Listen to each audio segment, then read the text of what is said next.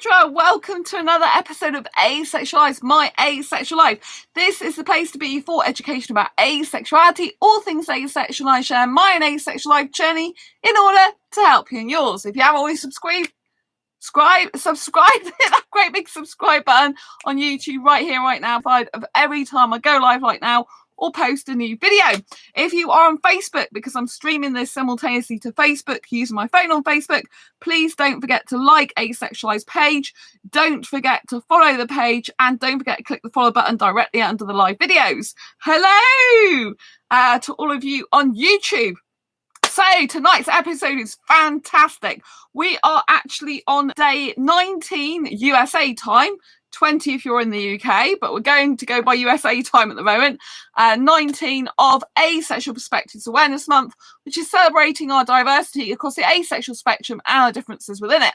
And today's show is all about, can an asexual person be with a sexual person in a relationship, and how would that work?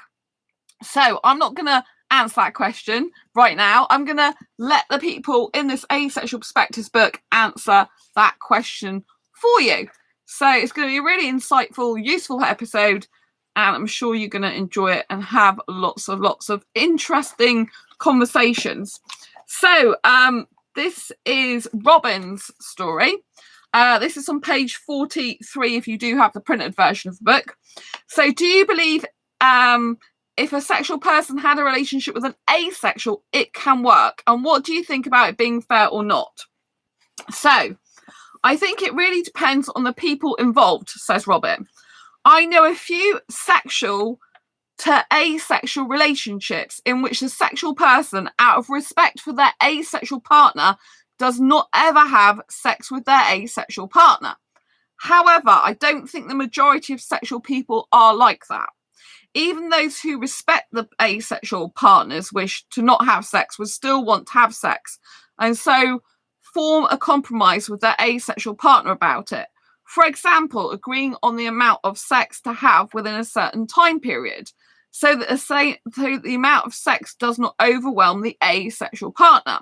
In other words, an asexual who wishes to have a relationship with a sexual partner should expect to have sex in the majority of cases. Remember, this is Robin's story. This is not my view, right? As much as it depends on what the sexual partner wants, it also depends on what the asexual person is willing and able to tolerate in terms of sex. I also know that some asexual people do enjoy sex. In that case, having sex with their sexual partner at their request may not be a problem at all. So I think this is very interesting because their story starts off with them saying that they know a few sexual to asexual relationships in which the sexual person, out of respect for their asexual partner, does not ever have sex with their asexual partner. But in the end of the same paragraph is saying that, in other words, an asexual who wishes to have a relationship with a sexual partner should expect to have sex in the majority of cases. But from the few cases that they actually know of, they don't. So that's very contradictory in some ways, isn't it? But that's my black and white thinking mind for you. But from the few cases that they actually know of, they don't. So that's very contradictory in some ways, isn't it? But that's my black and white thinking mind for you. So yes, there's a couple of people who come on this channel. Shout out to Eddie, shout out to Sparky. They're both in relationships with asexuals. They are not asexual themselves. They're very much heterosexuals. And so big shout out to them on YouTube because they do come on here. They do listen to my videos. They are very respectful of their asexual partners, and they don't have sex with them despite experiencing sexual attraction. So I really throw my hats off to sexual guys who can do that, you know.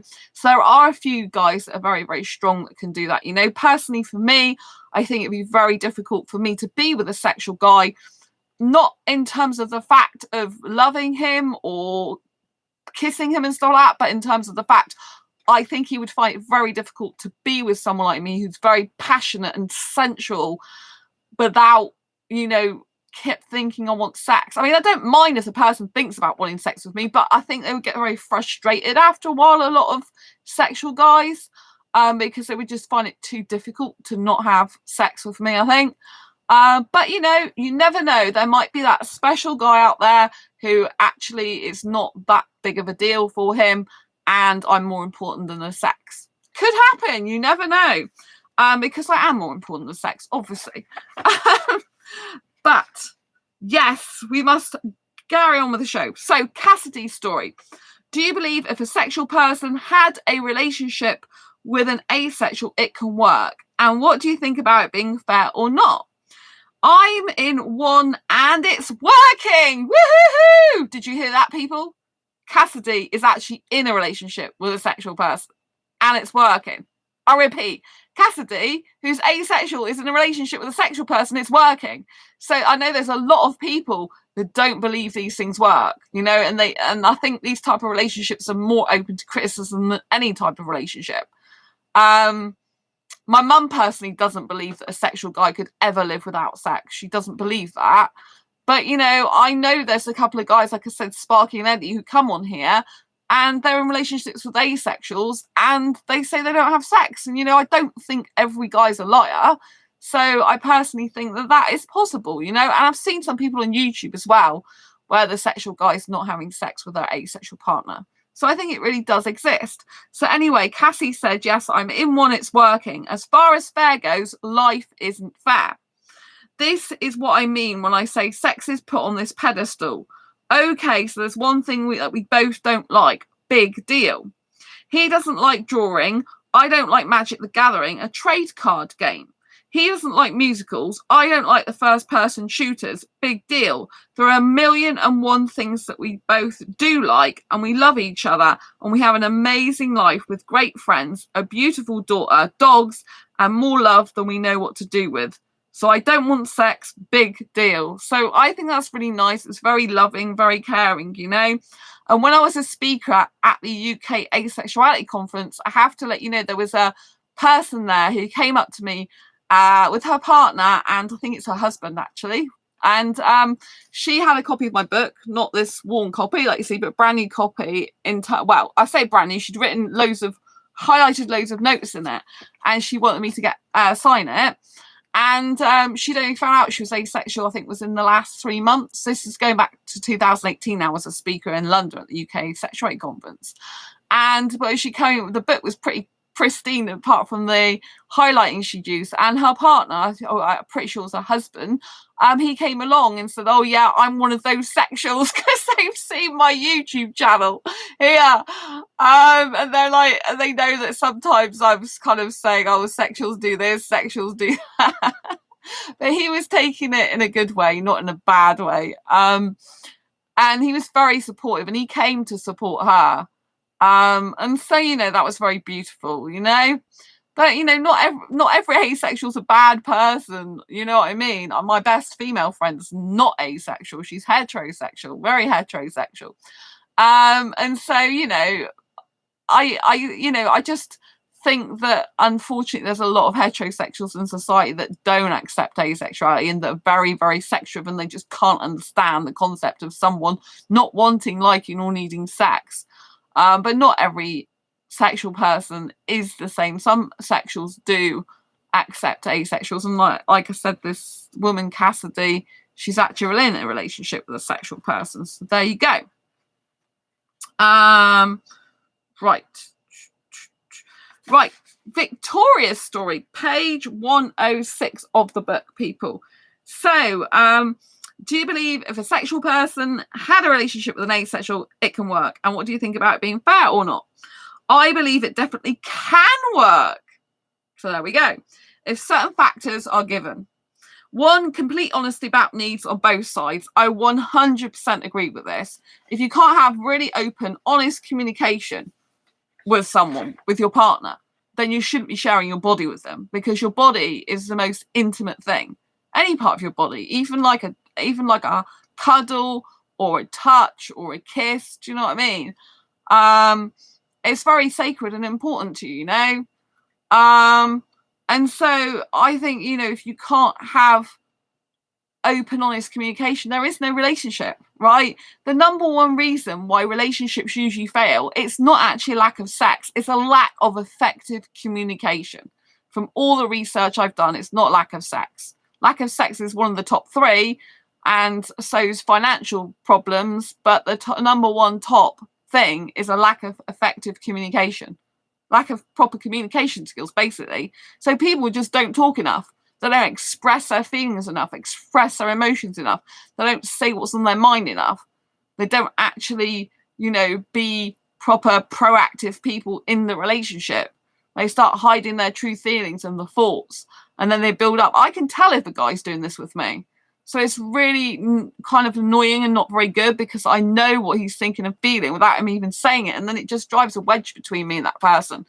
Because it's like, if it's not something good, but rather than just tell me and get it out in the open, do you know what I mean? And what they're really thinking and feeling, because it's no good burying it, is it?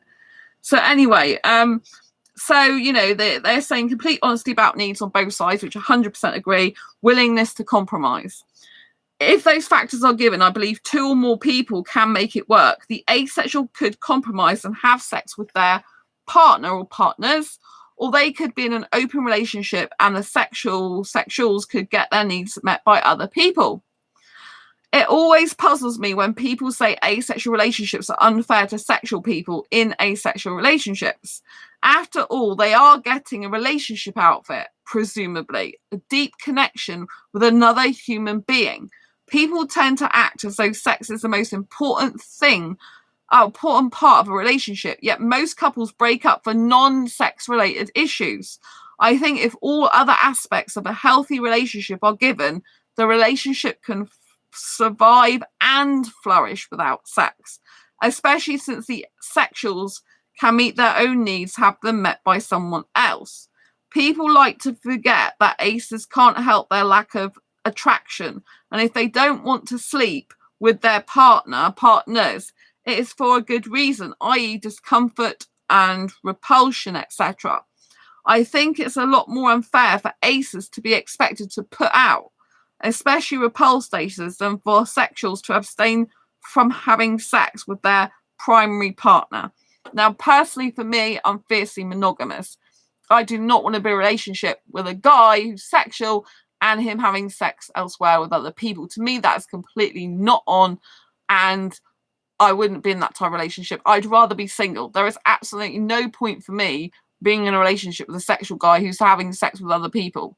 I mean, this is what a Bangladesh guy said to me years ago. Like, oh, I want you to be my girlfriend. I said no, because I don't want sex. Oh, well, you can be my girlfriend, and I can have sex with other women. It's like, I don't have to accept that and settle for second best. I'm not interested in that. I totally believe that I can get a guy in the future. I don't want one at the moment, because I just need to look after myself and heal myself and progress my actual career for the next foreseeable future. Could even be 5 years or more. I need to take the world by storm and live my dreams and do all that nice stuff that I'm meant to do. So and healing over the recent kind of like guy that didn't turn out well. I'm still getting over him, to be honest. I thought that thing was a bit traumatic, so I kind of need to take time out. And purposely not go after a relationship with a guy. It's not easy when you're hyper romantic, I tell you. And I start slipping into a bit bad habits sometimes. I catch myself. I'm like, no, steer yourself away, Sandra. Steer yourself away, because these guys are no good for me anyway. So, yes, right. So, Zoe's story on page 158, people. 158. Are you with me? So, does Zoe believe that if a sexual person had a relationship with an asexual, it can work? And what do you think about it being fair or not? I've had 2 sexual relationships with men, says Zoe. My reluctance to have sex / lack of pleasure in having sex was the primary point of contention. I did not understand why I had to do this even once a month, let alone several times a week. Many disagreements and emotional extortion ensued. At the time, I did not know the term asexuality and therefore could not adequately explain my reticence towards sexual activity nor understand their needs to have so much of it. In my second relationship, which was a live-in that lasted almost 5 years, my partner was unfaithful to me. His reason being that he was not getting enough sex at home. What hurt me the most about this was him forming an emotional attachment to someone else. I felt rejected as a person. Personally, I find it difficult to believe that a romantic relationship between an asexual and a sexual could work in the long run. The sexual may say she understands, but eventually will feel an overwhelming need for their sexual urges to be properly met. At this point, the unfairness to both parties becomes apparent. The sexual will want more than masturbation and feel denied if it isn't forthcoming, and the asexual will feel pressurized to provide sexual intercourse / oral sex when they don't truly want it. Thank you for the thumbs up on YouTube. Lots of love. Yes, I do agree with this person really's point of view, because it's very similar to my point of view. In theory, it'd be great to have a relationship with a sexual in terms of the fact that they're more readily available. There's more sexuals. And firstly, for me, who's so passionate and sensual with the clothes on, I think that's more suited to a sexual guy in general than an asexual guy.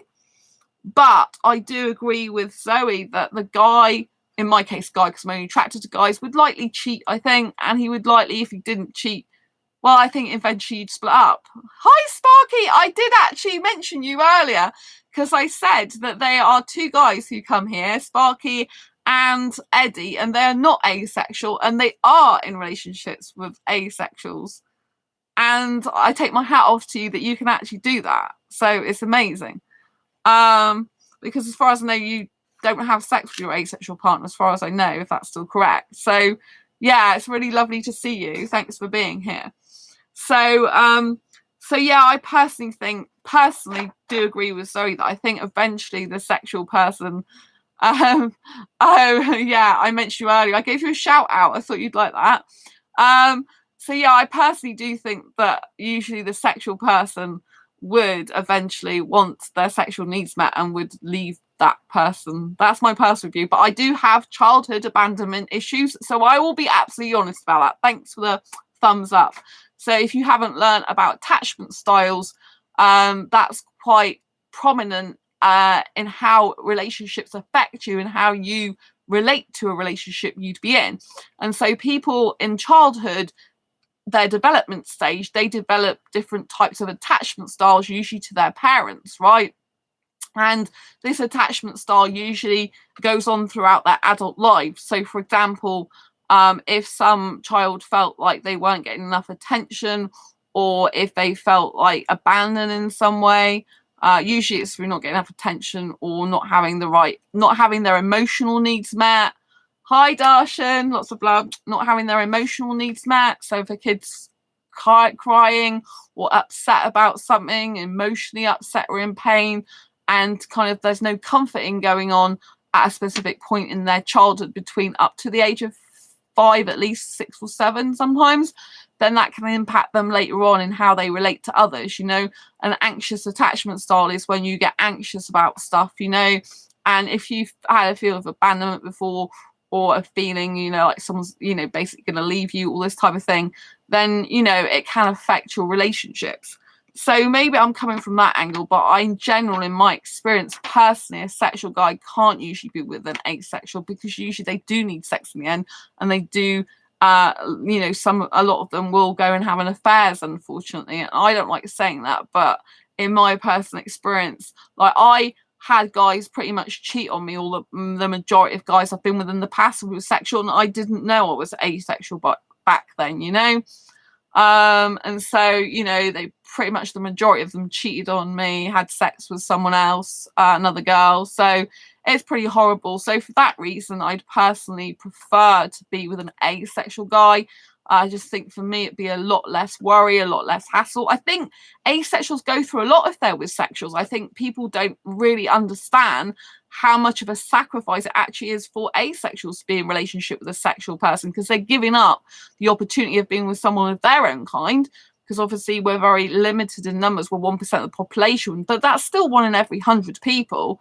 They've got a chance of real love with someone else as well, and and without having to have someone who needs sex usually. And so, they're giving up that opportunity to be with a sexual person. I remember a heterosexual guy I dated a few years ago now, and he said to me that it would be easier for you to be with an asexual guy, wouldn't it? He said to me, and I said, well, it would really, but he was a very heterosexual guy and he wasn't very honest, you know, so I don't think every sexual guy is like him at all. And so for me personally, I find it hard to believe that it would work, but like I said, there are people in this book where they do make it work, so it's not true for everyone, is it? For me, I think, you know, I prefer to be with an asexual guy because I wouldn't have that worry about him going off with someone else or needing something that I can't give him, or, you know, not getting his needs met and needing them elsewhere. And it just gets very complicated. I think relationships are complicated enough without adding another element of complication. But, you know, you could find that your partner does happen to be sexual, and, you know, then it's up to you to decide, isn't it, for yourself, what you believe. Right. This person's right. What does Molly think? Does Molly think a sexual person, if they had a relationship with an asexual, can work? And then Molly says it really depends on both parties' comfort zones. It can work. So you'll notice a lot of the people in this book, Asexual Perspective book, they actually believe a sexual and asexual relationship can work. The majority so far, don't they? So we're moving on to Joelle's story on page 226 if you've got the printed copy of the book. So I think it can work if both people are open and honest. Romantic asexuals could be great partners for polyamorous people who can satisfy their sex needs through other relationships. Again, honesty and open communication can make almost any relationship work. Personally, I wouldn't like that. So personally, I wouldn't like that because, you know, I'm not into polyamory at all. I don't like the idea of my guy having sex with other people. To me, there's no point. I'd rather stay single, you know. And I kind of think that some sexuals use asexuals in order to, you know, get that emotional connection that they're not getting from their sexual partner, and I don't like that. Darshan's asking why girls don't allow to do sex first. Well, because I'm asexual, so for a start, I don't even like sex. This channel is for people who are on the asexual spectrum. Asexuals lack sexual attraction. That means we don't get the need, urge, or want for partnered sexual intercourse, and therefore I don't have a need for sex, so therefore I wouldn't want sex anyway with any guy, however long I'd known him, whether I'd known him 5 minutes or 10 years, you know? And no girl should allow a guy to just have sex with her, right? Why would you allow a stranger to have sex with you? It's disgusting.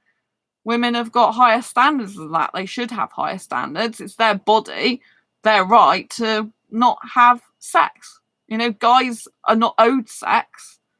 You know, guys don't own women's bodies. Guys are not owed sex. Women should not be treated like sex objects. That is just totally disgusting, right? If you're going to a job, so say you had a job vacancy, right? You had a job vacancy. Would you just accept the first person that came for an interview for a job vacancy? No. So why should a woman or girl accept a guy just meeting her once and wanting sex? It's disgusting. Women's bodies are not to be used like that. Do you know what I mean? They're supposed to be loving, caring, committed relationships that a lot of women want, not casual sex. And there are women that go and just have hookups.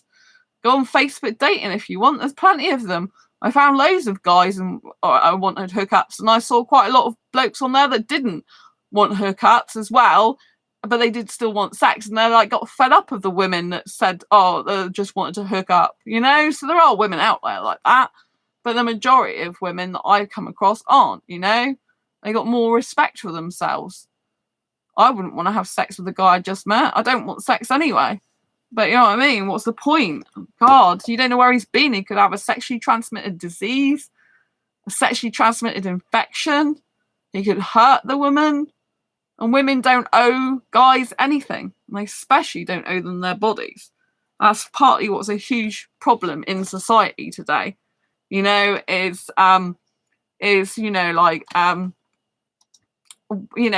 guys, you know, think they own women's bodies.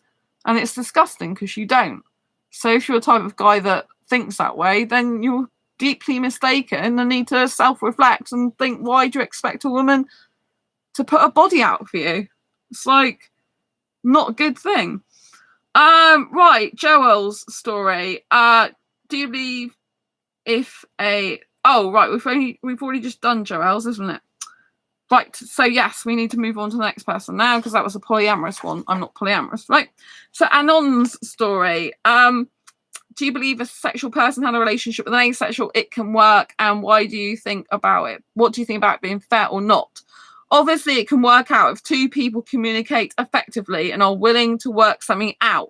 If the asexual is willing to have sex, or if the sexual is willing to give it up, then great for them. Or having a polyamorous relationship if both are willing. But if neither can budge, then I don't think it would work. I think an asexual sexual pairing is only unfair if the two see it as an unfair relationship. Nobody else's opinion matters to the two in a relationship. And I have said this, and I'll say it a million times before, I totally agree with that.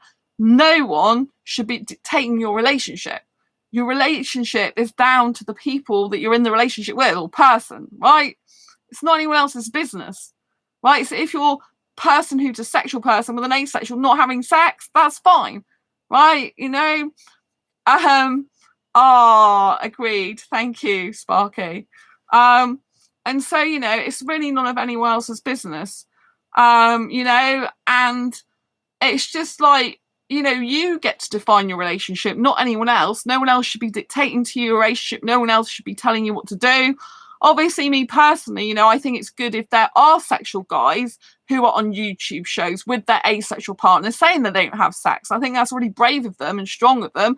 And I think that I hope that happens more in the future because, you know, some people don't believe, like I do find it hard to believe that a sexual person could be with an asexual person. But it does happen because I've seen them on YouTube, you know. And obviously people are in my book. I think it's probably for me personally because I'm very sexual in behaviour, and I think the type of guys I attract, the sexuals, really want, usually the type that really want sex. I mean, they want it loads. I don't just attract the guys that want it a little bit. I attract the guys that are very opposite to me in that way and literally would want it all the time, every day, you know? So for me, it's very overwhelming, that, you know? And so, yeah, I just think, you know, like, it's very important, you know, that you don't have to listen to society or anything like that. But I do think it's very good when people can be open about different types of relationships. It's like I shared a post several hours ago on my Facebook profile, and it was from Indian Express, like online newspaper. And it was about older women being in relationships with younger guys. Well, vice versa, you know. So the younger guy is in a relationship with an older woman or married to her, and they're Indian. And it was saying in the article that a lot of, I mean, this isn't asexuals, this is general sexuals, right? It's a general article. It's not aimed at asexuals. But as a female asexual who's interested in younger guys, younger foreign guys, particularly Indian, I wanted to share that, you know? And so it was just like, you know, it was like very nice and refreshing to hear that. But it was interesting because they said the older woman is often like seen, you know, they've got to like babysit the guy. And there's the other problem they have is that, you know, the younger guy expects the older woman to act her age, like act her birth certificate age. And, you know, some older women, they've got a very, very young like attitude, young outlook, young vibe, young soul. And so they shouldn't be expected to act this certain age or something, you know what I mean? And again, they shouldn't be mothering the guy either because, you know, they don't want a kid, they want a partner. And it was saying how difficult it was for the guy to actually be in a relationship with an older woman in the sense of his family. He has to battle his family because his traditionally in India and quite a lot of places still, it's frowned upon if the woman's older, right? And so the guy's got to be really strong, younger guy, and he's got to stick up to his parents, and basically he'll have a battle on his hands with them.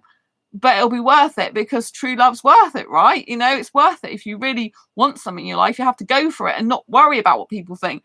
So going back to this story, you know, when nothing should matter than the two people in the relationship, it also shouldn't matter about age either, right? And sometimes you have to stick up to your culture. Sometimes you have to go against your culture or break the norms of your culture to get what you want in life.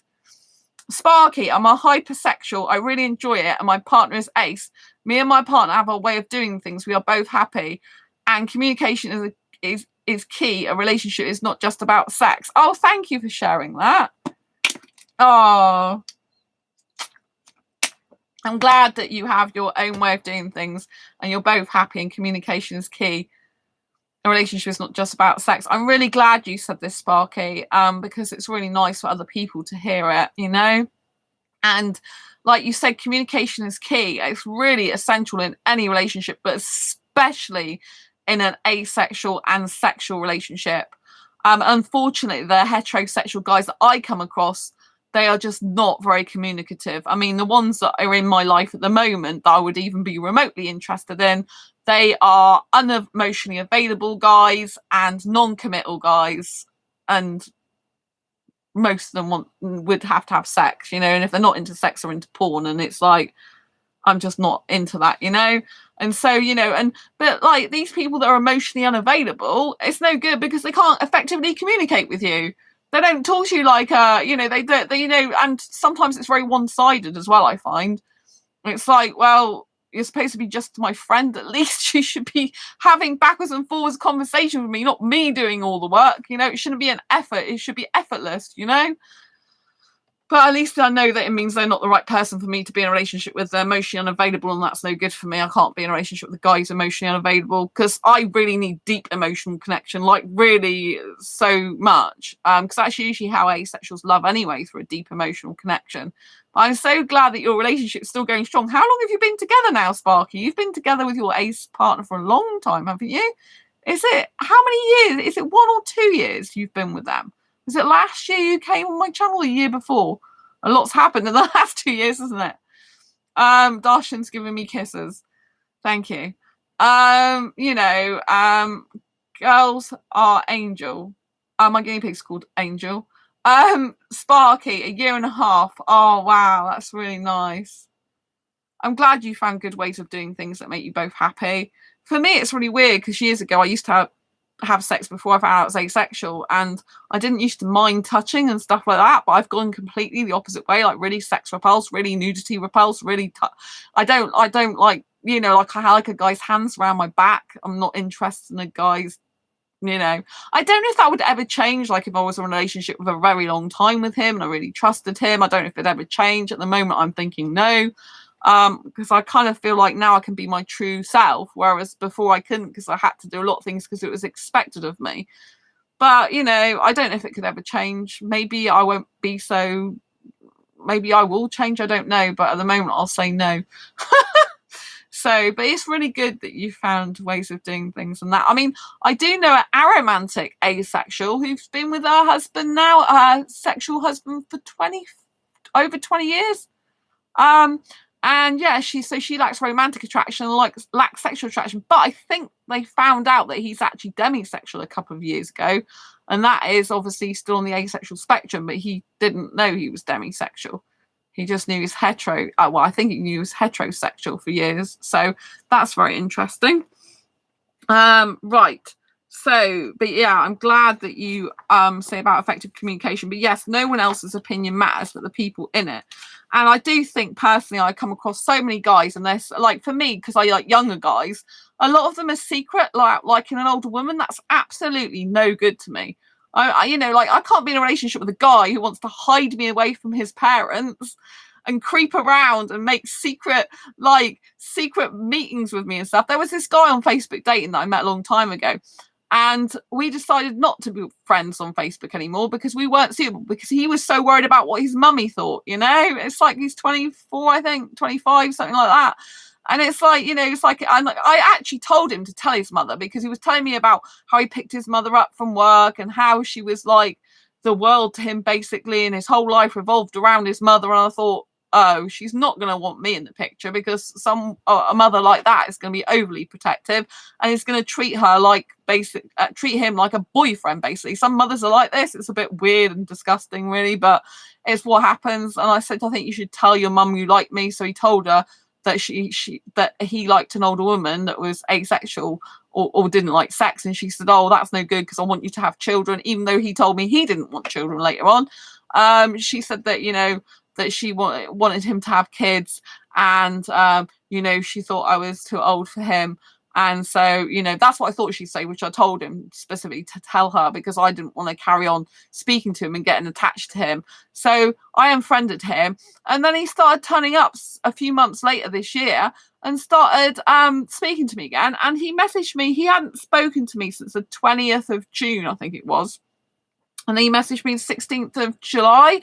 And he's like asking me, saying, "Oh, I'm really sorry, I had exams. It's been so hectic. Oh, we can video chat this weekend if you want," which is not very good. If a guy's really interested in a girl or whatever, he should be like not speaking to her for weeks and then expect to just take up with her in her life again. But anyway, I then messaged him back saying, "Okay, this is my availability at the weekend," and he never even bothered to check my messages all weekend, before the weekend or actually over the weekend. And I was pretty much disgusted. So I thought, right, this is fine. So I blocked him yesterday. I'm like, you don't even deserve to be my friend because, if you're not going to speak to me, it's clearly you don't care about me. He was Sri Lankan, he went Indian anyway. But, so he's gone from my life now. And this is what my attitude I have now. If they can't be bothered with me, what's the point? It's just disrespectful, really rude, uncaring, and it's like, what the hell is going on? People got no basic manners these days. It's like, why ask someone to video chat? They're not even bothered turning up to find out when they could video chat, and basically the whole weekend was over by then when they said they wanted to do it. I can't be bothered with people like that. It's just waste of friggin' time. Unfortunately, it just shows that they're very immature, these people. But there are still a lot of younger guys who are not immature, though. I've met some guys 21 years old, for example, even more mature than that. Anyway, Jen Mullen's story. Well, on page 298 of the printed copy, if you got this book. So does Jen believe a sexual person had a relationship with an asexual? It could work or not. An allosexual and an asexual can have a relationship, but it's best if they enter the relationship with the knowledge of whether or not they will be having sex. I knew an ace who realised he was ace while in a relationship, and his girlfriend was rather unhappy and frequently tried to get him to do sexual stuff with her anyway. They ended up breaking up. As long as they both enter the relationship without conflicting expectations, I think it's fair. Yeah, I do believe that before you get into a relationship, it's absolutely imperative you do discuss your sexual needs. I mean, it's going to come up, right? Even if an asexual doesn't want sex, you're still going to have to discuss the sexual person's needs. You can't forget about them or ignore them. You're going to have to talk to the sexual person. Sparky, I will be honest, people my age, 20, oh, you're 20, are you? Are all about sex, and I'm often told that I should leave my partner and find someone sexual. But I love my partner and couldn't imagine life without her. Oh, bless you. You're in your 20s. It's cool. I actually found out the age group recently for this channel is really appropriate for me because it's 18 to 24-year-olds predominantly watch this channel, which is my age group. I mean, my mindset age group and lifestyle, and well, my lifestyle's like 15 years old. My mindset's 21. I reprogrammed my mind to be like 21 years ago. So that's how come I just feel comfortable around guys who are in their 20s and people in general. Guys usually, because most of my friends are guys. Yeah, I'm glad that you're like that. Like you said, don't listen to other people, right? It's just a load of rubbish. They don't, these people that are advising you, they're probably people who can't even have a serious committed relationship. I've said it in my Asexualise Academy club, right? Never ever take advice from someone who's not qualified to give it. Unless you've got people around you who actually tried what you're trying, and doing what you're doing to actually say, no, it doesn't work and no, it's no good. Or, and they're having a successful relationship themselves, then just don't listen to these people. And it doesn't matter anyway, because they're not you. Right? Every person is different. So you shouldn't really be taking much advice from other people. You should be listening to your heart and listening to your inner soul. You're happy, Sparky. You found the love of your life, and that is the most precious thing in life. A lot of people take it for granted. And a lot of people, they don't find the true love, or if they do, they let it go because they don't see what's good in front of them. And it's like, can you not see what's in front of your face and your eyes? You're blind, because to find true love is very difficult, especially in this day and age, because people are swiping. They got swipe culture. They want instant gratification, right? And if you're looking for a serious committed relationship, you don't want this instant gratification of just, oh, let's swipe him, talk to him. I mean, I've done that on Facebook dating. You know, I was talked to a lot of guys on there. It was interesting. I met quite a lot of different guys on there, you know, but it's something you do really if you just kind of like want that type of life where you're talking to loads of guys and you're just kind of doing it because it's an interesting, I don't know, thing to do. Some people might do it because they're bored. Some people might do it because they're lonely. But, you know, that's not a basis for a healthy relationship. You need to be doing it because you want true love, right? I was looking for my soulmate on there. I was hoping I would find him possibly, but I didn't on there.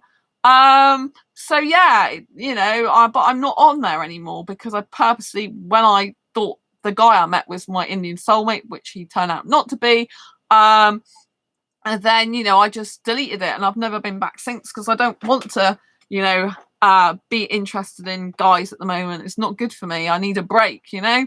I was looking for that person for 7 years, but I do believe everything happens for a reason, and it has given me time to reflect on myself and my life now, and think I'm ending like looking for someone after 7 years for now, for the foreseeable future, because I need to concentrate on me and my career. It's very important to me now, and therefore I can help more asexuals as well, so it's good. But yeah, I'm really glad that that you are sticking to your guns, because a lot of these people, they do, you know, these people advising you, Spark, I'm sure that they don't have do they have very successful relationships? I wonder if they do. A lot of these people don't, you know, especially most people, you know, like my partner came out to me about a year ago about being ace. We didn't know when we started dating, but I know I love her more than anything. Good, Sparky. You know, it's the most important thing. Love is the most important, precious thing, you know, and being with her is more important than sex. Seriously, you know, like sex is very overrated. I've had quite a bit of sex in my past life, you know, and it's just, it does get a bit boring sometimes. It's very messy, you know, and it's kind of like, well, hot, sweaty, messy, and you can be doing other stuff, quite frankly. And it's much better to have a strong, deep emotional connection, healthy communication, you know, deep emotional bond, chat to the early hours about anything and everything, and have that really serious, deep, committed soul relationship that will last a lifetime. Because people's body changes, people's shapes change, people sometimes, like, people get, you know, problems down below and they can't actually have sex or have it as often, or sometimes it can hurt. And there's a million and one things why sex isn't actually that good. You know, other people might disagree with me, but you know, there's much more to life than sex. And if you found the love of your life and you're so happy and you love her more than anything, I am really happy for you both, because that is the most important, precious gift in life. We can't take these other things with us. Like, we can't take our material possessions to the grave with us.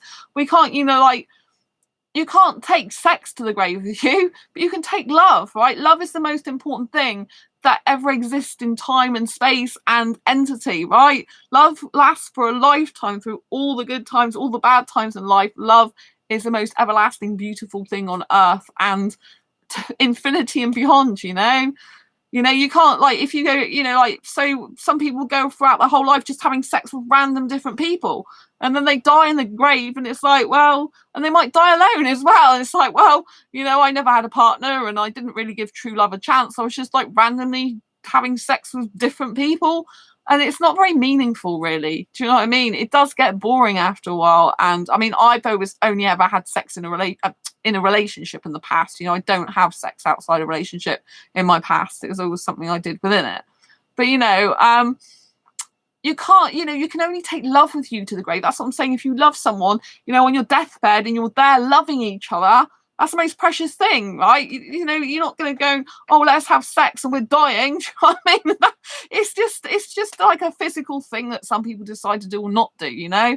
But love is the most important, precious thing. It's the thing that bonds us. It's the thing that sees us through time, through good times and bad times, having that person to hold and be there for us, having that person to understand us, communicate with us, and having that person to truly love us deep inside our soul. I think that's what most people actually genuinely want, but some people are very scared of it. They're very afraid of it. They push it away. They think, you know, like, if they see a lot of people, if they date a lot of people, have sex with a lot of people, you know, they don't get hurt so much, because it's like some random stranger. They can just have sex and they go, and they feel, you know, they don't get emotionally attached to them, basically. And a lot of that's to do with fear, actually, because it's like, if you get emotionally attached to someone, then whoa, you know, it bring up all these emotions sometimes as too overwhelming for some people to deal with, probably because they've had past relationships that they've been hurt in, and those feelings and emotions are too overwhelming for them to deal with in a future relationship, right? Because they haven't dealt with those emotions effectively years ago, right? But we must know that, you know, like, it's better to search for true love and have something genuine and authentic and real and raw. And, you know, like, if you, like, the fact that you've met your love of your life, Sparky, at 20 years old is incredible, right? You've got a beautiful life ahead of you with a gorgeous person who you love, right? I know they're gorgeous because you chose them. They're asexual. I don't actually see them. I'm not attracted to women, just in case, you know. But, you know, I just think it's so good. And I'm really proud of you for being able to be different to other guys your age, and, you know, a lot of guys your age, and, you know, seeing the beauty in the person you've got with you. It's most important, you know. And it sounds like you have a wonderful, beautiful relationship. There are obviously asexual guys in their 20s, because I meet them.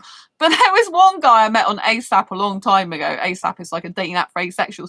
He was like 25, but he couldn't handle the fact that I was a hyper kisser and a hyper romantic. He's like, oh, my sexual friends would like you. Like, it's a shame you don't like sex. I'm like, yes, I know, but I don't, you know. It's like, because you'd be too hyper for me. Sparky, when you find the right partner, you can do anything. I totally believe that, but you've got a very healthy love.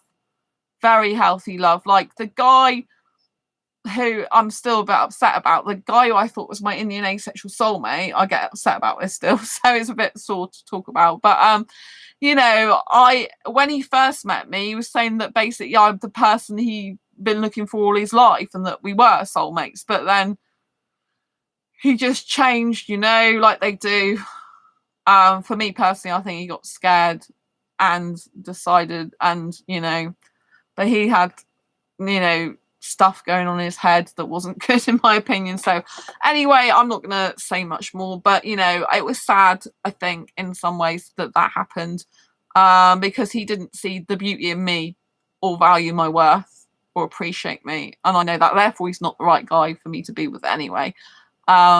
Because, like you say, when you find the right partner, you should be really happy, you know, because he ended up saying to me weird stuff he was coming out with. One of the things was, oh, I want to be able to love you enough to leave you.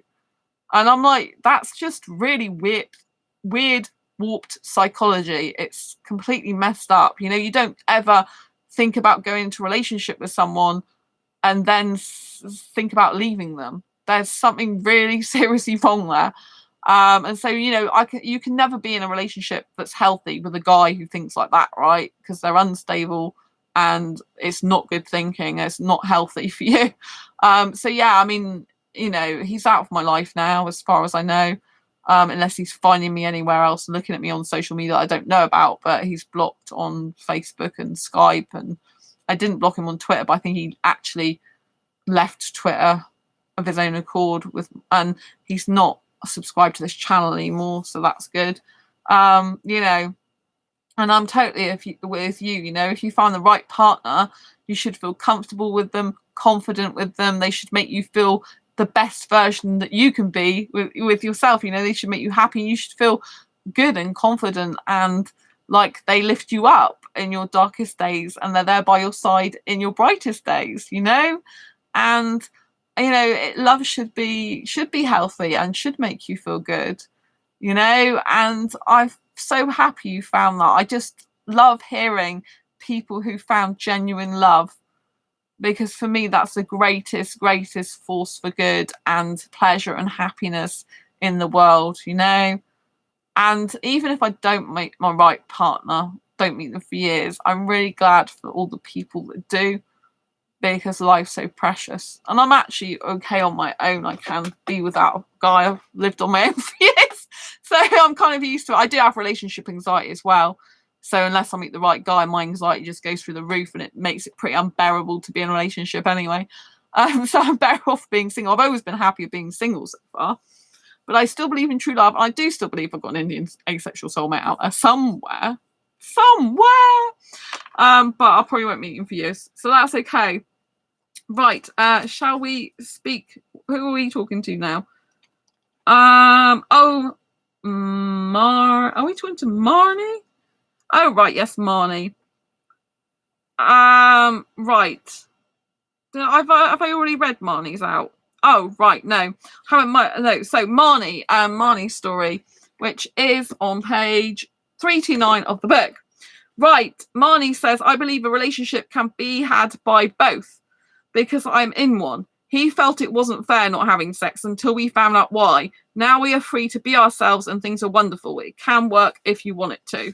So yes, so they are in a relationship. That's Marnie, who's asexual, in a relationship with a sexual person. So you actually, there's quite a lot of people in this book that are in relationships with sexuals, all think they could work. So there you go. And Sparky's here to tell us it definitely can work. Sparky, in my past relationships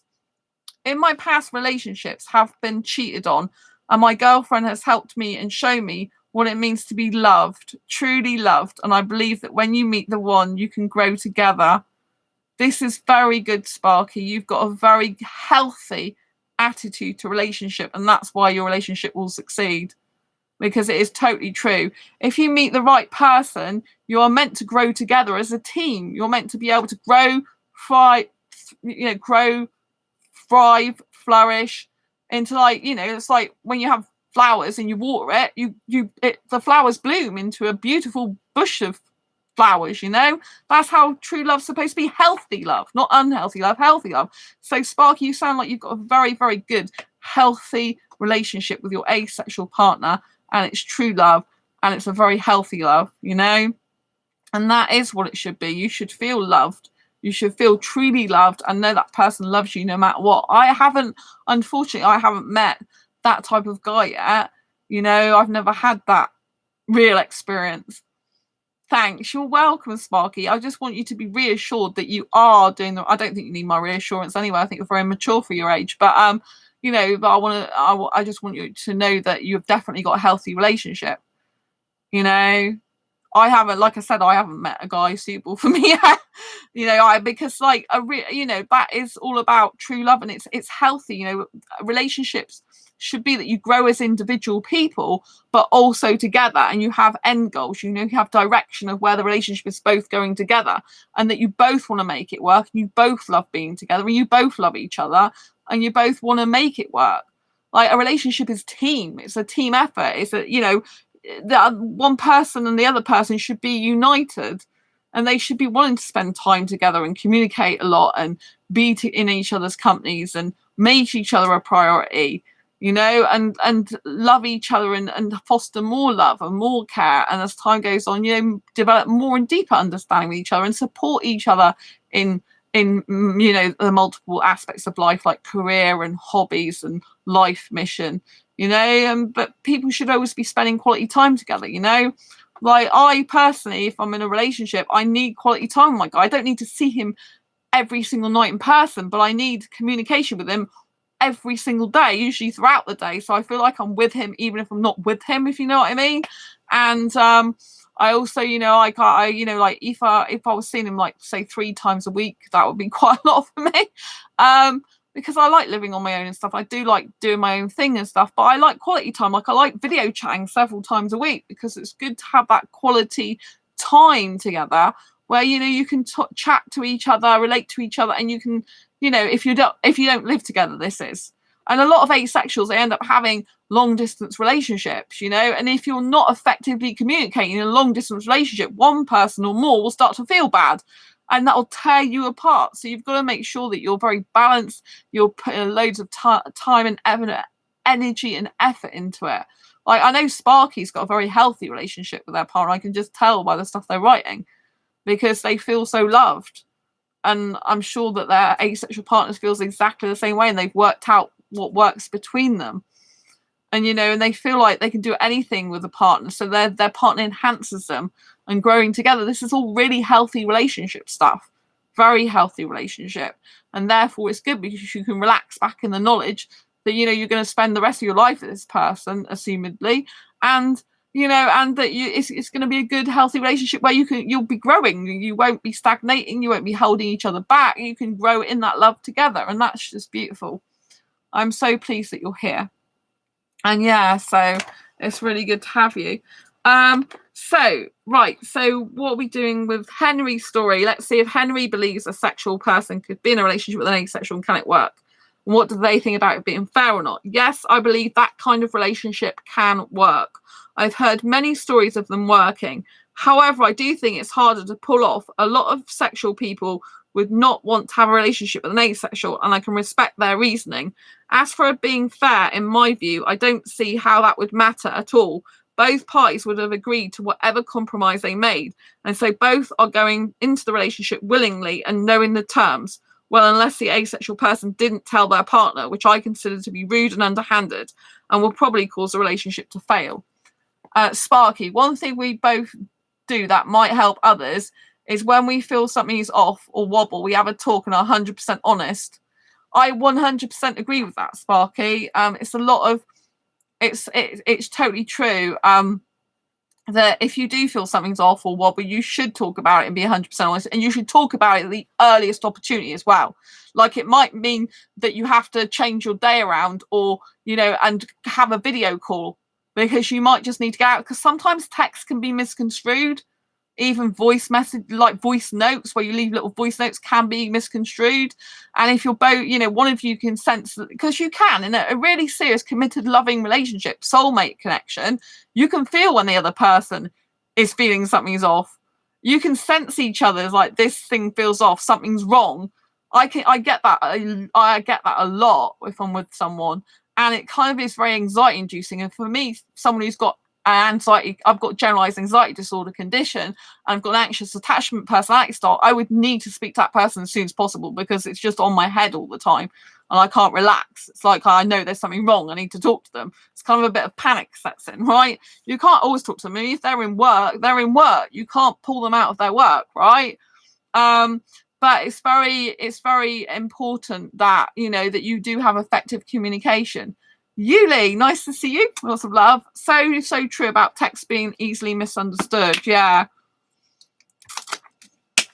I mean, with the guy that I was interested in, I used to do video chatting with him because I found that was most effective, because I found sometimes in the text it was getting misunderstood and it was making us not happy. So I mean, even voice notes were better than text sometimes, but I still think you need, personally, I think you need a combination of if you don't live together, you need a combination of text messaging, of audio calling, text notes, and, you know, voice notes and actual video chatting. So video, text, voice calls, and voice notes, like on Messenger, when you can do short voice notes to each other. So I think, you know, that should be really good. Yuli, hello, so glad to catch you live. Yes, it's nice to be live. I'm working on USA time at the moment. It's 3:50 in the morning in the UK at the moment, but I'm on a roll, so I don't care. I always wake up at night. I'm always more alive at night, which happens to be the day in later in the USA, you know. I think that's why people think I'm American, or live in America. Maybe they don't think I'm American because I haven't got an American accent, but they think I'm from America, I think, because it's like I work on American time quite a lot. Like I have lately for the Asexual Perspective Awareness Month, the majority of time. Sparky, we are long distance most of the year because of work and uni, but me and my partner talk every day, and also we have a date night where it's just me and her. This is really important, Sparky. Like I said, you've got very, very healthy relationship practices. Healthy relationship practices. People should be following you two as examples of a very healthy relationship. And it's very important that you talk every day. And date night is very important. I've said this before, you know, you should be having at least one date night a week, you know, where you do have that quality time with each other. And it's like, you know, it's actually like you're on a date, right? So even if you're doing long distance, dress up like you would be on a date. Act how you would like on a date in person. You know, it's really important.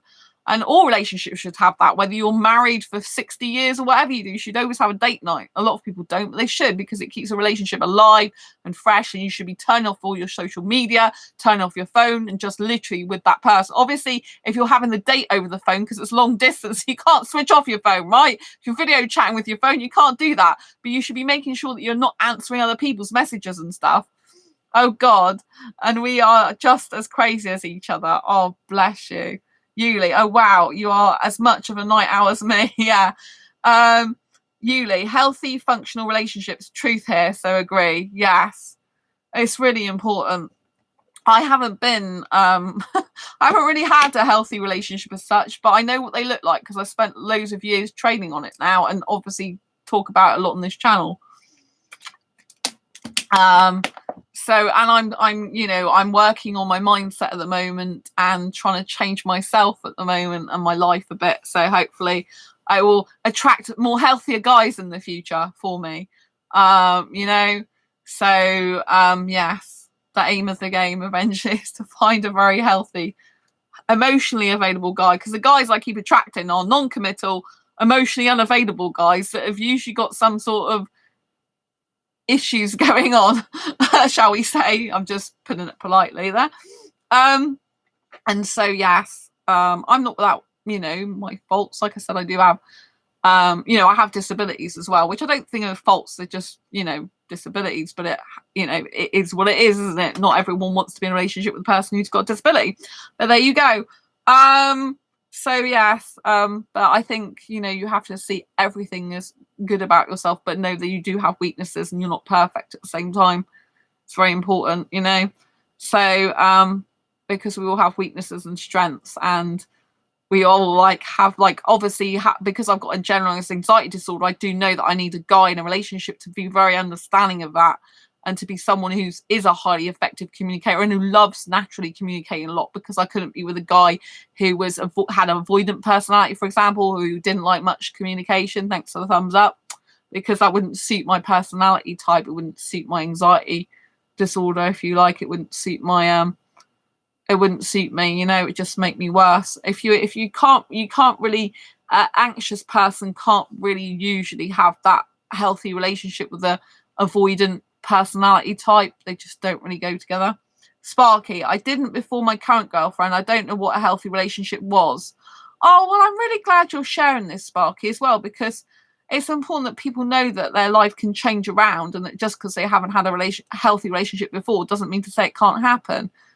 And that's really good. I've got healthy friendships now, because in the past I didn't have healthy friendships either, and now I have healthy friendships. 3 best friends I've got, so, and they are all healthy relationships, and so now I know what a healthy friendship looks like.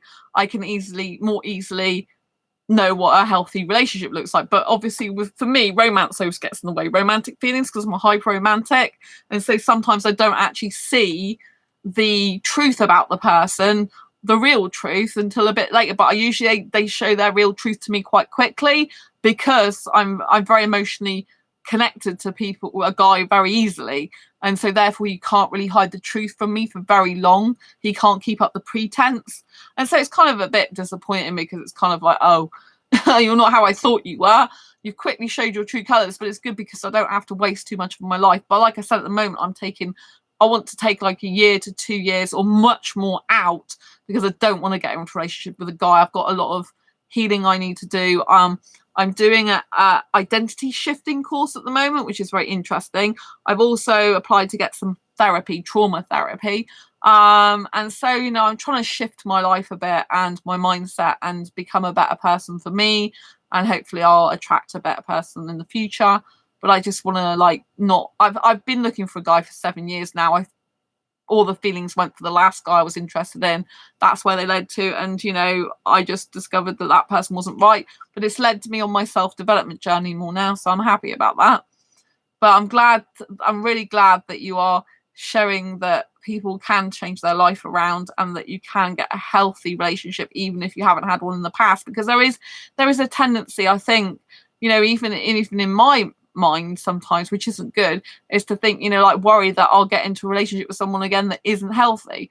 And I don't want that for myself. Actually, usually I don't think, maybe subconsciously I think that way, but consciously I haven't, because I thought the last guy that I met, when I first met him, I thought he was really cute and very intelligent, and I thought he was a healthy guy. I thought, and then as time went on, not very long, much time went on, I'm like, oh yes, okay, I misunderstood that, didn't see it coming, but never mind. Yes, so, but it's good, because I need to be with a guy in the future that is healthy, that helps me to feel relaxed around him, and so I can chill out and be calm, and you know, just enjoy the relationship. You know, you can't enjoy a relationship with someone who's not helping you to feel calm around them and caring and stuff. So I'm really happy for you, really happy, Sparky. What am I doing now? So we've done Henry's story. We need to go on to you notice I get a bit hyper at this time of morning. Right, so Annie P story 355 people if you've got the printed version of the Asexual Perspectives book. So, do you believe if a sexual person had a relationship with an asexual, it can work? And what do you think about it being fair or not? I definitely think it could work. See, this book is very positive about sexual and asexual relationships. Like with any other relationship, you just need to find someone compatible. I'm not saying it would be easy. It just involve finding someone that could accept your limits and be happy with that. A big part of that would be accepting that happiness and not handling everything fearfully. If you trust them to be with you, maybe trust them to tell you if it can't work for them after all. Yeah, I think it's really important that if you do get into a relationship with a sexual person, you can't really question them all the time. You can't really, like I said earlier, that I personally don't think I'd be good to be in a relationship with a sexual guy. I personally don't think it'll work for me because I usually attract the really high sexual guys that want it all the time. And I would be always kind of be worried in my head that would they go off with someone, go and have an affair with someone, cheat on me, because I've had that in the past anyway. So I think I would always think like that. There might be an exception. I might come across an Indian guy, for example, who might be sexual, who I totally do trust and believe, and just to feel from his essence and his being and his soul that he is telling me the truth, right? There might be that odd guy, might possibly come along. But, you know, I personally think that for me, it's too probably anxiety inducing to think that way. But, you know, if you are getting into a relationship with a sexual person, you can't then question them all the time. You've got to actually trust if they're telling you, look, I love you, I don't want to be with anyone else, I'd rather be with you and not have sex than be with someone else. You have to be able to trust that, because if you don't and keep questioning them all the time, it's not going to be a healthy relationship. It's just going to destroy the relationship. So if you are an asexual person, gets in a relationship with a sexual, you've got to really trust them and know they're trustworthy, because there's a lot of sexual guys aren't trustworthy. So there's some sexual guys that come across and are like, oh yeah, I could be without sex, and they are actually lying. They just haven't really thought about what they're saying. The attitude's very flippant, their tone's very flippant. It's kind of like, you know, and they'll say it really quickly, like instantly, because they haven't thought about it. They just impulsively want to repeat what you've said in order to get you to be with them. I've had guys in clubs like this, you know, it's like, I don't want sex. Oh, I don't want it either. Like the last guy, when I was at a club, he was actually Indian. I think he was like 19 years old, 18 or 19, because he'd only been in my city for like, I think it was 9 months or something, studying. And he was asking, I only danced with him for 5 minutes at the end, and he was asking to come back to my home, and he paid for a taxi. I'm like, I've already got a taxi booked for me, and no, I don't want sex. And he's like, oh, but I don't either. I'm like, well, clearly you do. You're asking to come back to my place and sleep in my bed. You don't want to just sleep in my bed, do you? And you've got a place to go back to yourself. It's crazy. So Sparky, yes, I agree with this. So true, says Julie. Yeah, so you know what I mean? It's just like you do have to be very, very careful about what sexuals you get involved with. I mean, I get worried about one person who's in an asexual group, and they are online dating a person who's in the army. Because a lot of the people that are on dating sites are in the army are usually chatting up multiple women at the same time, right? That's what they usually do. And quite a lot of them are fake as well. They said that they're sure they're not fake, and they've got evidence that this person's not fake. But, you know, I do worry because it's like, you know, I don't want asexuals to accept second best. You know, don't think that you've got to be in a long distance relationship because you can't find anyone else. But, you know, true, you know, a lot of asexuals will end up being in a long distance relationship first. Oh, sorry, I'm trying to get your comments, Sparky. Right. Oh, I don't think YouTube will let me have that one. Oh, you retracted it, did you? I don't know what it said, but YouTube, I don't know. I think you retracted it, didn't you? But YouTube sometimes cut off comments and stuff. So sorry if I didn't see it, because I tried to see it, but it wouldn't allow me to see it. Sorry, I sent before I finished it. Oh, okay.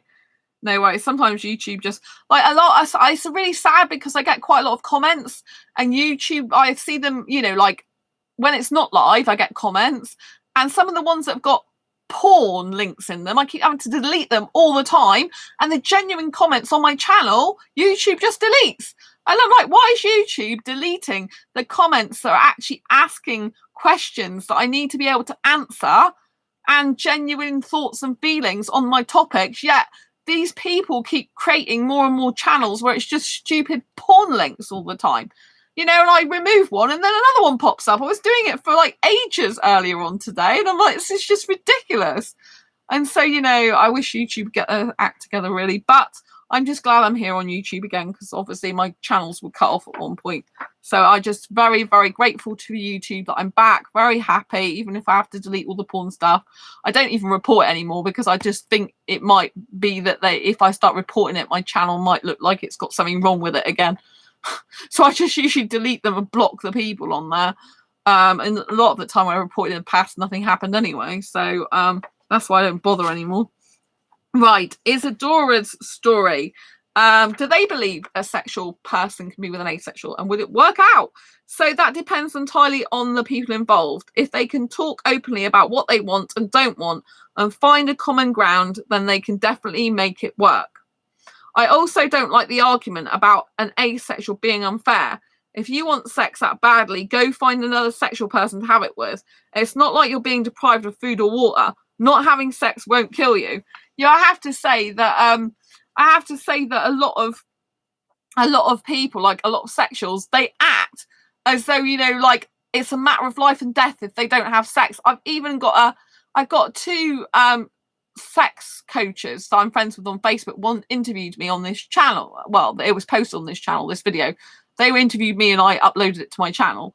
And one of them said that, you know, like when sexuals don't have sex, it's like they died 1,000 deaths. And I was just absolutely gobsmacked when she said that. I'm like, really? Like, to the point where it's like they died 1,000 deaths? It's that bad not having sex? I'm like, I really find that very hard to believe and compute in my brain, because it's like, it's not life or death if you don't have sex. Do you know what I mean? You live for years of your life usually when you're a kid and a teenager not having sex. Most people don't have sex till they're at least a teenager or adult. You spent years of your life without sex. So you can actually live without sex. Do you know what I mean? It's just absolutely ridiculous, in my opinion. But obviously, you know, some sexuals must feel like that. Yuli, this happened to my channel too. Oh my gosh.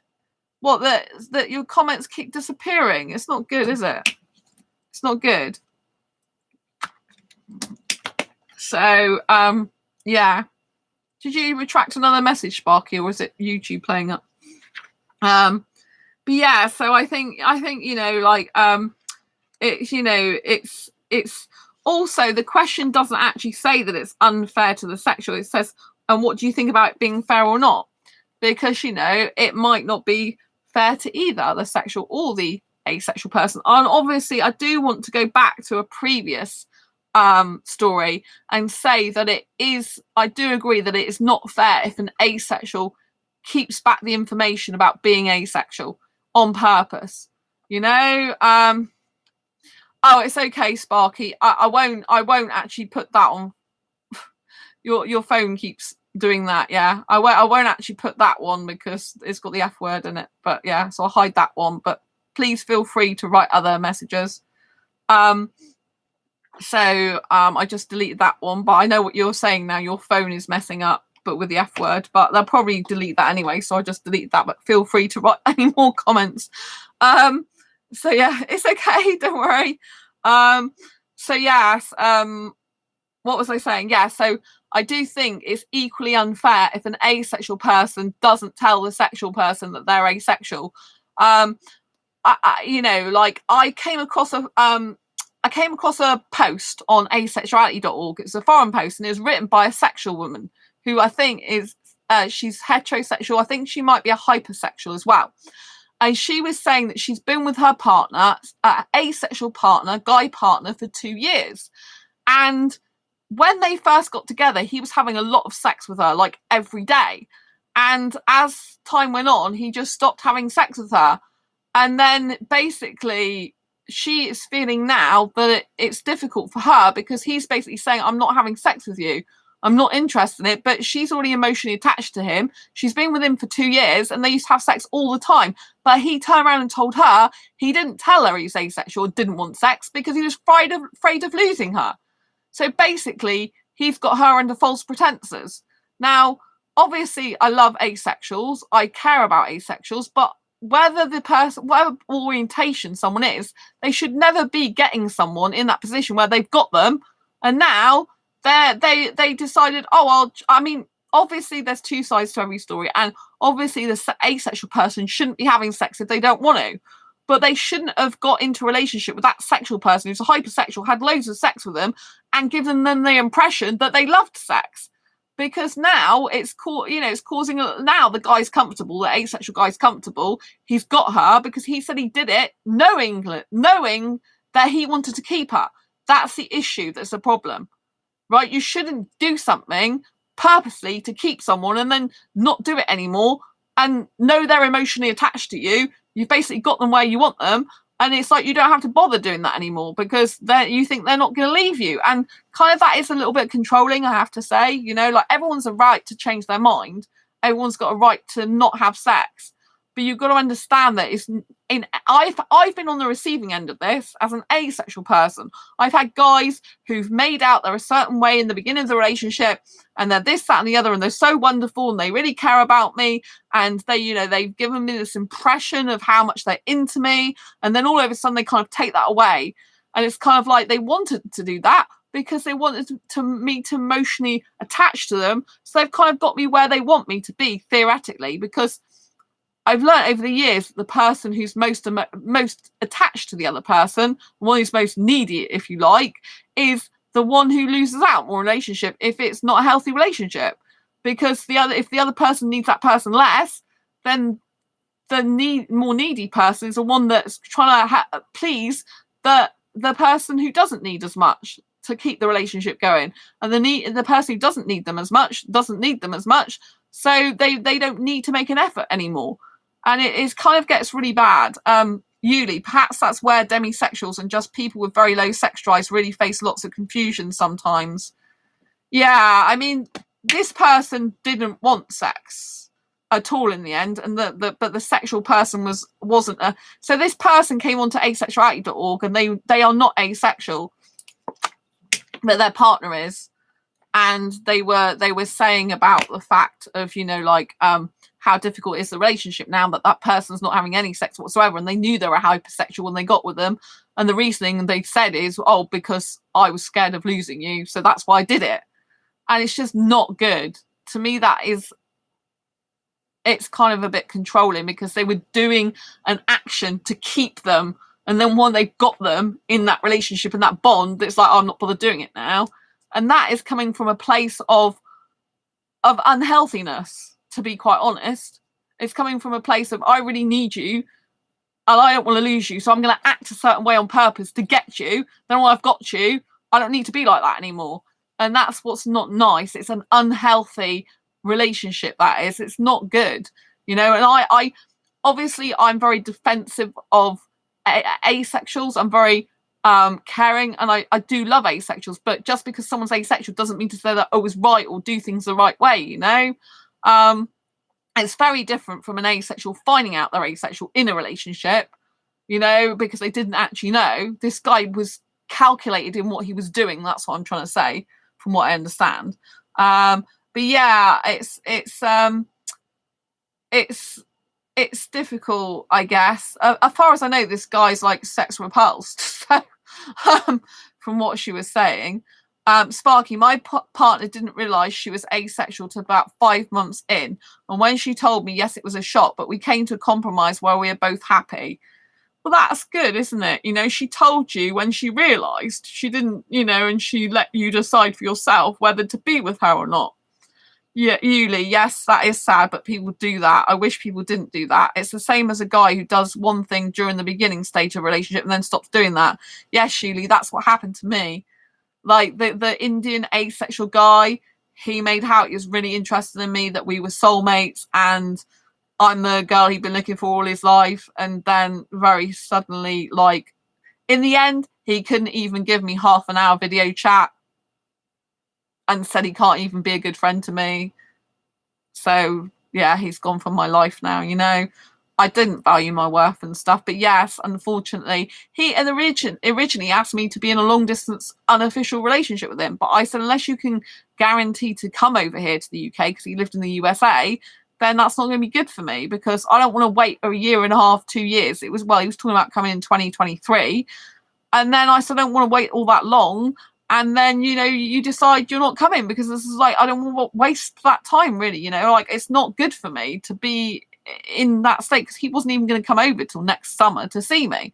So it's kind of like I'd have to wait all this time, and there's no guarantee at the end of it. It's not very good. And then he started getting funny as soon as I said about guaranteeing to come over. Then, you know, like, if I'm going to wait for you, basically, usually I don't wait for a guy, you know, if I'm going to be in a relationship. And he's like, oh, he got really funny about me saying guarantee. He's just basically, he's a non-committal guy who's emotionally unavailable and got some stuff going on from his past that's clearly affecting his present. And some of the stuff he was saying, he did in the end say that his mind's a complete mess and he's not suitable for a relationship, or not in the mind. And I agree with him. He's not in a healthy state of mind. So, you know, but he, you know, there was other stuff, I think, you know, it's just, anyway, I need to get off talking about him, because it's kind of a sore point with me. But yes, that's basically what he did. He kind of changed his attitude towards me very quickly, from going, I'd like to be in an unofficial relationship. Yes, you know, it's all great. And then to like, oh, well, I'm not even gonna, I haven't even got any time for you anymore. You know, I'm working all these hours. I'm missing my friends. It's like, well, I'm not stopping you seeing your friends. You're working 7 days a week, you know. He said he video chatted with his best female friend for like half an hour. He couldn't even give me on that phone he talked to her, but he couldn't even give me half an hour video. It's like, oh, I'm only going to cause you more pain and break your heart, so it's better that we don't talk for a couple of months. And then he wanted to speak to me in a couple of months' time when he felt like it. I'm like, it doesn't work like that, you know. I'm not at his beck and call. So anyway, he's gone from my life, and he wrote a couple of comments on the YouTube video and then left my YouTube channel. So I just thought he was my soulmate, and I clearly got it wrong. But I believe, you know, like, in a way, he was the right guy to meet, because I've now been able to reflect on myself and decide that I need to stop looking for a guy, because all of the 7 years of feelings went to him. You know, the guy I've always been searching for, an Indian asexual soulmate. I honestly believed he was that person, especially because I did have an emotional bond with him, and I thought I understood him well. And I personally think I would have been his ideal girl years ago. I think I would have been like, but again, he might not have been healthy for me back then either. But from what I understand, I would have actually been his dream girl years ago, and maybe he would have appreciated me back then. But obviously, we're not back then. And so yeah, he's, you know, anyway. So clearly, I got it wrong about him. But I didn't get it wrong in a way, because I think I was meant to find him. And then because it's allowed me to self-reflect and realise, actually, I've got a lot of work I want to do on myself. I want to do some healing from my past traumas. I want to now focus on my career, focus on my self-development, getting to be a better person for myself, and getting to be healthier for myself. And then hopefully in the future years to come, I'll meet a much more mature guy who does actually genuinely care about me, love me, and want me in his life properly. And so that's why I've been searching for that guy for 7 years. You know, it's kind of done now. I finished that chapter in my life. I don't have to search anymore. Sparky, I worked 14 hours straight shift and still made time for my girlfriend on my days off. When someone says they don't have time, I think it's bull, because if you love someone, there is always time for them. I 100% agree with you, Sparky. I couldn't agree with you more. If a guy really loves a woman, he will make time for her. He'll either make time or he'll make excuses. If he makes excuses, he's not the right guy and doesn't really love her. I 100% agree with you. So he obviously clearly didn't have the same feelings as I did for him, you know? And, you know, I think it's really important, you know, because I know a guy, a Bangladeshi guy that I was friends with on Facebook for quite some time, and he had an online relationship, 4 years with a woman, and he used to work as a supervisor, like in a fast food restaurant, for hours. And then he used to purposely go home and Skype his girlfriend for hours. So he hardly got any sleep, but she was that important to him that he didn't care. He would always put her first like that. But yeah, it's just like, exactly. He kept making up loads of excuses why he couldn't be in a relationship with me in the end, when it was him who wanted to be in an unofficial relationship with me in the beginning. So it's kind of like, that's why I get a bit upset, you know, because like when you said about it's the same as a guy does one thing at the beginning of stage of relationship, then stops doing that. It's pretty much, that sums him up really. But his head was a bit all over the place, to say the least. And it was very much a lot of drama. And so I'm glad that I was able to just leave his life in the end, you know. Basically, when he was on my YouTube, if you see his comments, he said, oh, you have to choose between a relationship and your friends and community. So I've chosen my friends and community, basically, because, you know, they're the most important thing to him, basically. I didn't ask him to choose, and it's actually not a very healthy way of viewing things. But at the end of the day, he can't obviously make me a priority, and I deserve to be a priority. Usually if somebody doesn't want to make time, it just means that they don't really love the other person. Yeah, I know they didn't love me in the end. It's sad, even though they said before they did. But yes, clearly they didn't love me in the end. It was a load of rubbish, yes, which is a bit upsetting for me, because I genuinely thought they did like have really strong feelings for me, because they were very emotional over me. And I'm thinking, if you're very emotional over me, like, it's a bit weird, like the emotions that he was going through when he was interested in me. It's kind of like, why would you even feel that if you didn't care about me or have any feelings for me? It's very weird. But then he developed very unhealthy coping mechanisms, from what I can gather. So I don't know, but yeah, he's not my guy. I got it wrong. I have to admit that to myself. But then again, I don't think necessarily I did get it wrong or make a mistake. I just think I was meant to meet him, because it was meant to be the cat. I'm a very positive person. I always think everything happens for a reason. I don't think there's any coincidences in life. I think everything actually works as it's supposed to work, even if it looks dysfunctional or it's not right or it's wrong in some way. I think there's some right in it, if you know what I mean. So although I think you're right, I think he didn't love, well, he can't have loved me in the end. Not true love, can he? One of my friends said he was infatuated with you, Sandra. It wasn't love, it was infatuation. Maybe he's right about that. But yes, it was kind of like he'd been waiting for me all his life. Then when I turned up, he didn't want me, apparently. But yes, kind of thing. But it's just horrible to say that. But I don't know. But all the feelings I had for the 7 years led to him. And I honestly thought it was him. And obviously it can't be him. But I guess some part of my mind finds it hard to accept that. But I do think I was meant to meet this guy, because it's changed my life in the sense that I've now decided to stop looking for a relationship for at least 1 to 2 years, and work on myself more in my career. And if I hadn't met that guy, I would be still searching for him. And so I do still believe I'm meant to be with an Indian asexual guy. And I do believe I'll meet the right guy in the future, that we can't actually be in a relationship with other guys, because there's no other guys right for me at the moment anyway. I'm getting the wrong type of guys I'm attracted to, or they're attracted to me, right? So I want to work on myself. You know, the more I work on myself, the more I can help people on this channel as well, the more I can grow myself. So instead of focusing on relationship now, like I've been looking for 7 years, I've purposely decided I'm not doing that. It's very difficult for me, because I'm a hyper romantic and I'm a hyper kisser, and I'm just like having to stop doing that, having to stop searching, you know. And I find myself like looking in groups, like Indian groups, and I'm looking for the members of the groups. I'm like, Sandra, you cannot have a relationship at the moment. What am I telling you? Listen to me.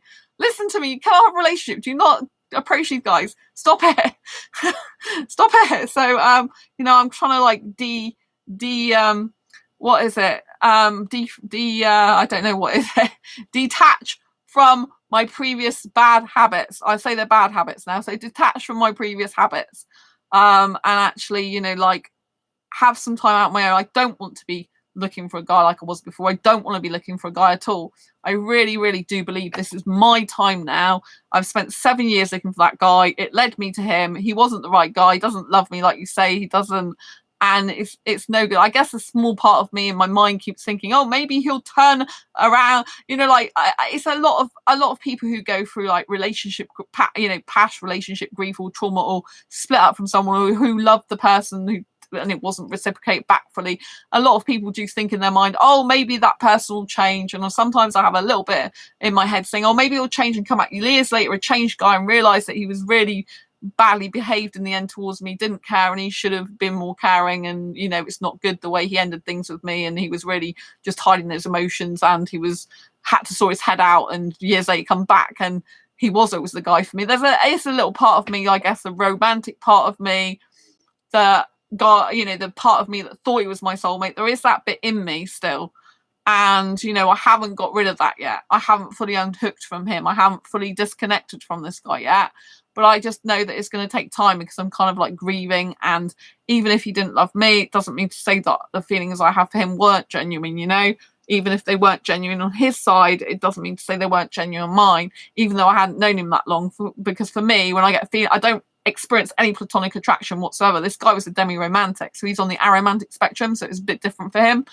But he was a demi-romantic, hyper-romantic, which is a bit strange, but I've met another guy like that in the past as well. And so, you know, for me, you know, like, it doesn't matter where, you know, at the end of the day, I have to deal with my emotions, whatever he felt. If he wasn't telling me the truth, if he was just making up a load of rubbish, saying he loved me when he didn't, it's a load of crap, excuse my language, then that's fine for him. But I'm not going to hide my feelings. I'm not going to pretend I didn't feel something when I did, you know. And so, you know, I have to deal with that. But I do believe I was meant to meet him because I believe it was meant to show me myself and say, hey, now you've done this for 7 years. That's it. You've met this guy. He was Indian. He was asexual. He did say he was your soulmate. Maybe I just wanted to hear those words from him. Maybe it was a good thing he said that to me because I can just stop looking now, even if he wasn't the right guy for me, right? I can just stop looking for the foreseeable future and now be calm. Because what I did like about the situation was that I did stop looking for other guys, and I felt a calmness about doing that. I mean, I was really anxiety induced with him. I got anxiety induced all the time, so clearly he's not the right guy, or certainly not at the moment, because I was anxiety induced all the time. Even like video chatting with him, his messages, I was always in a state of anxiety. I can't live like that. It was very bad for my health, and so obviously, clearly something is wrong. But I believe everything happens for a reason, and it's really good because for me now, I don't have to search for a guy anymore for 7 years. It's like all those feelings went to him. I couldn't be in a relationship with someone else when I've got these feelings for him anyway. And I just need to, you know, I need to calm down. And also I just feel a lot calmer not looking for a relationship anymore. Because searching for, like, through Facebook dating, for example, is very difficult when you're asexual and you're just getting sexual guys all the time. Because you just develop meaningless connections the majority of the time. Sparky, I stopped looking but realised my girlfriend is who I wanted to. I stopped looking but realised my girlfriend is who I wanted to be with. One thing that stuck with me was you find what most want when you stop looking for it. I don't know where I heard this. Yeah. I mean, for me, I don't actually agree with that. For me, like, I know I've had lots of people say that, you know, don't chase love, it'll find you, and stuff like when you least expect it, it'll turn up in your life, and stuff like that. But, you know, I personally usually, well, you've got to be proactive, haven't you? Like, if you are not on a dating site, you're not going to meet anyone on a dating site. If you're not on a dating app, you're not going to meet anyone on a dating app. If you don't go outside your home, you're not going to meet someone outside your home. Like, you have to be putting yourself in a position where there's opportunities. That's what I'm saying. Not just like some people, they sit behind their computer. Some asexuals do this. They want a relationship. They sit behind the computer and they don't go out, and they don't try and put themselves in positions where they would actually be getting into a relationship, possibly. You know, like, they're in dating groups, but they're not even talking in them. It's like no one's going to know who the heck you are if you're in a dating group if you don't actually say, hey, I'm this person, I'm looking for this type of relationship. And if you're not active in the group, if you're not talking about hobbies, interests, and showing up, then how is the person supposed to even know you're there? You know what I'm saying? Sparky, with dyslexia, that made more sense in my head. Apologies. Oh, sorry. I didn't know you got dyslexia. It made sense to me because a lot of people do agree with you. You find what most want when you stop looking for it. So in other words, you usually find what you want when you stop looking for it. That's what the saying is. I'm not saying that people are wrong. I think people are right in their belief in what they ever believe. So usually, if you believe something, it is like it, because life usually reflects what you believe. So if you believe you'll find a relationship and it'll just happen, then usually that's the case. But if you don't believe that and you think you need to make it happen, it's more likely to happen the other way. Thanks for the thumbs up. Lots of love to her who's just tuned in. So yeah, it's kind of like, but for me, like when I've not been proactive, when I've just let things happen, I end up getting guys that are still bad, like that's why I decided to be proactive.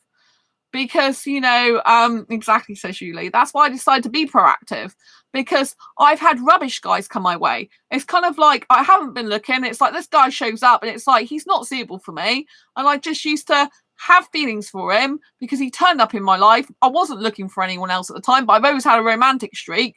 And the danger is for that is that I can get very attached very easily. And the guy can be completely wrong for me because he's come out of the blue. Whereas if I'm actually actively looking for a guy, usually I'm checking out the profile, I'm checking out the bio, I'm already sussing out whether they're a possibility for me or not. Whereas if a guy just turns up in my life, he's probably going to be sexual and completely the wrong person for me and got nothing in common with me or nothing suitable for me.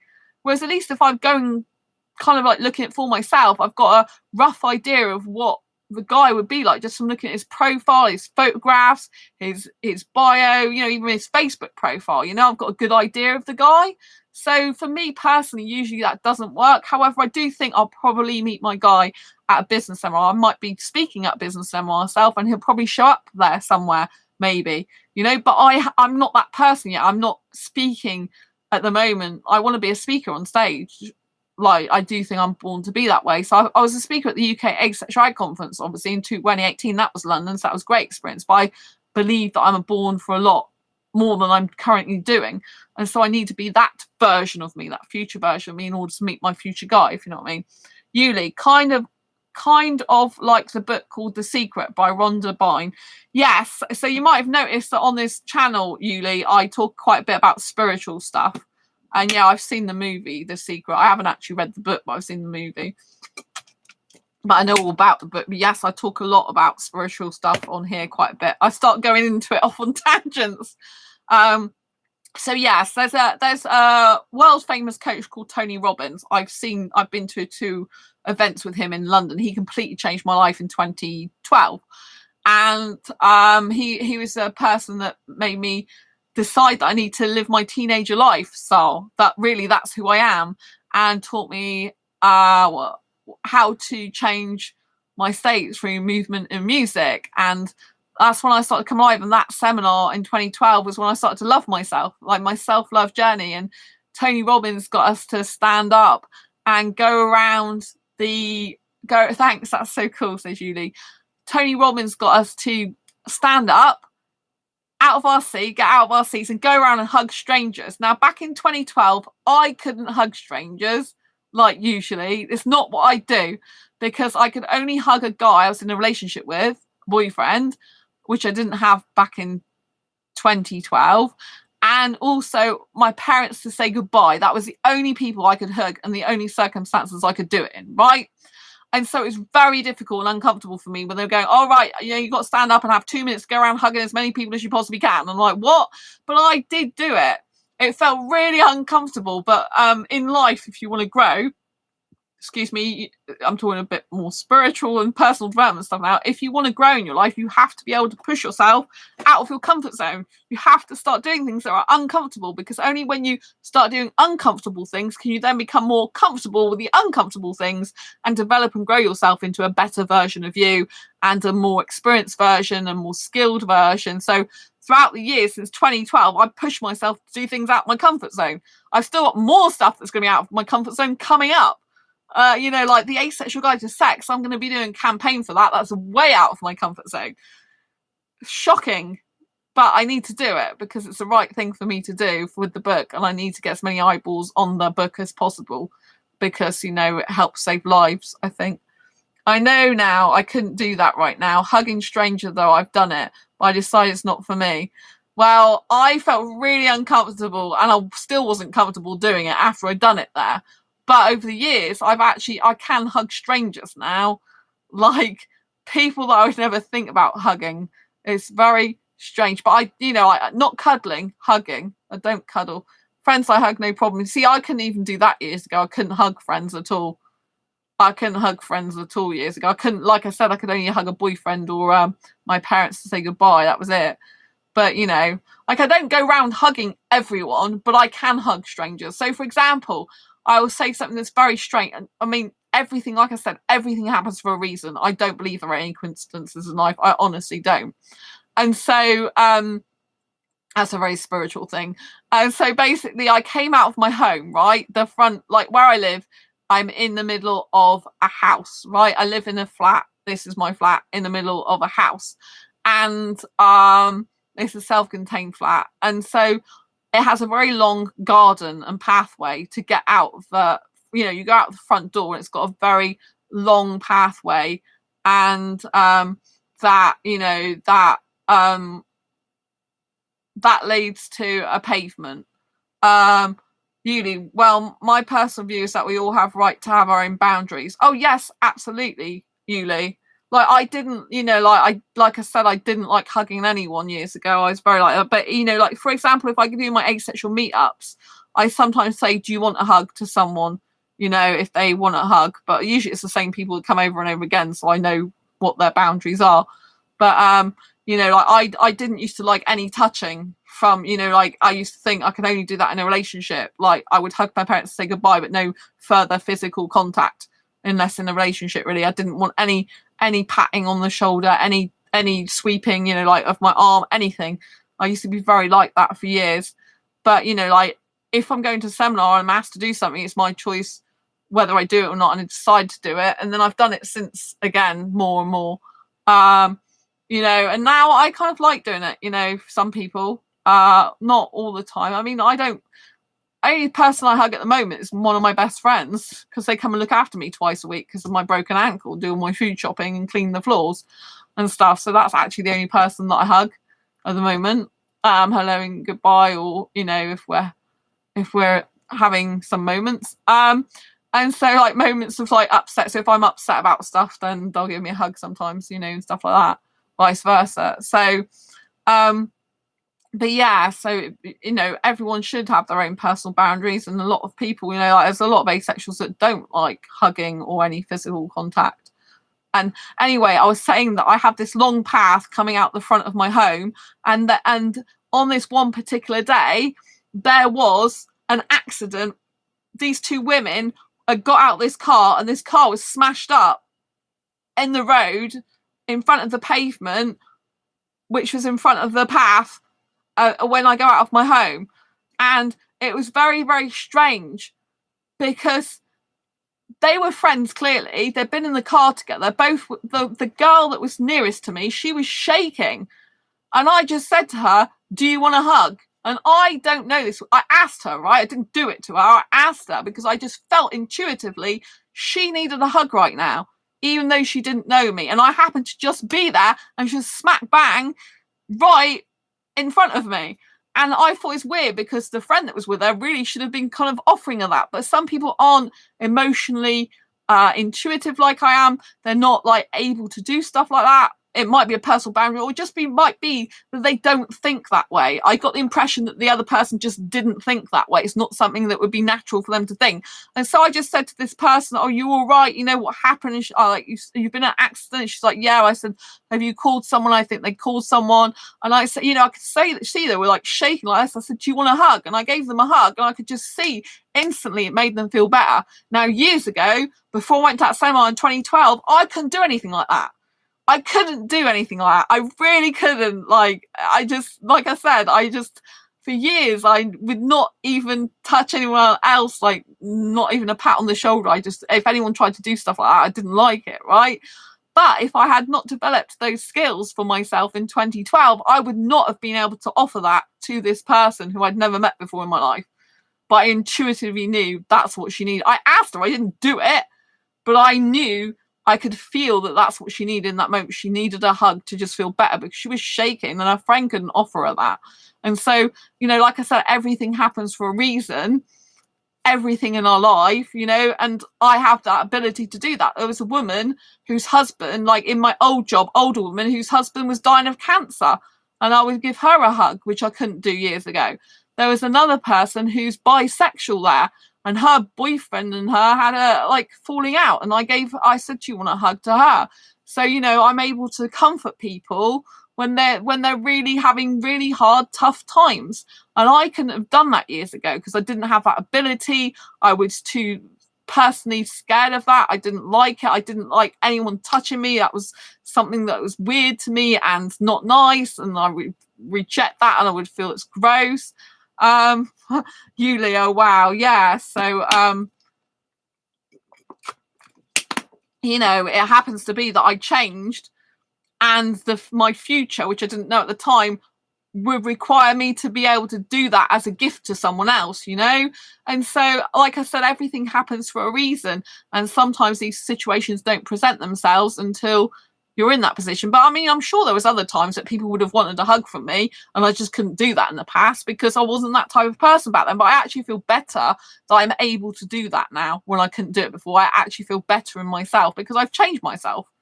Right, I changed myself quite a few times over the years. At the moment, I need to change myself again because I need to be a better version of myself that I'm not currently, and it's something I'm working on it currently because I'm doing, like I said, an identity shifting course, and so I've got a couple more videos to watch of that course. It's a video training series. I've got three. Well, I've got three more. One's a meditation that I'm supposed to do before bed, so I suppose I'll try that before I go to sleep tonight.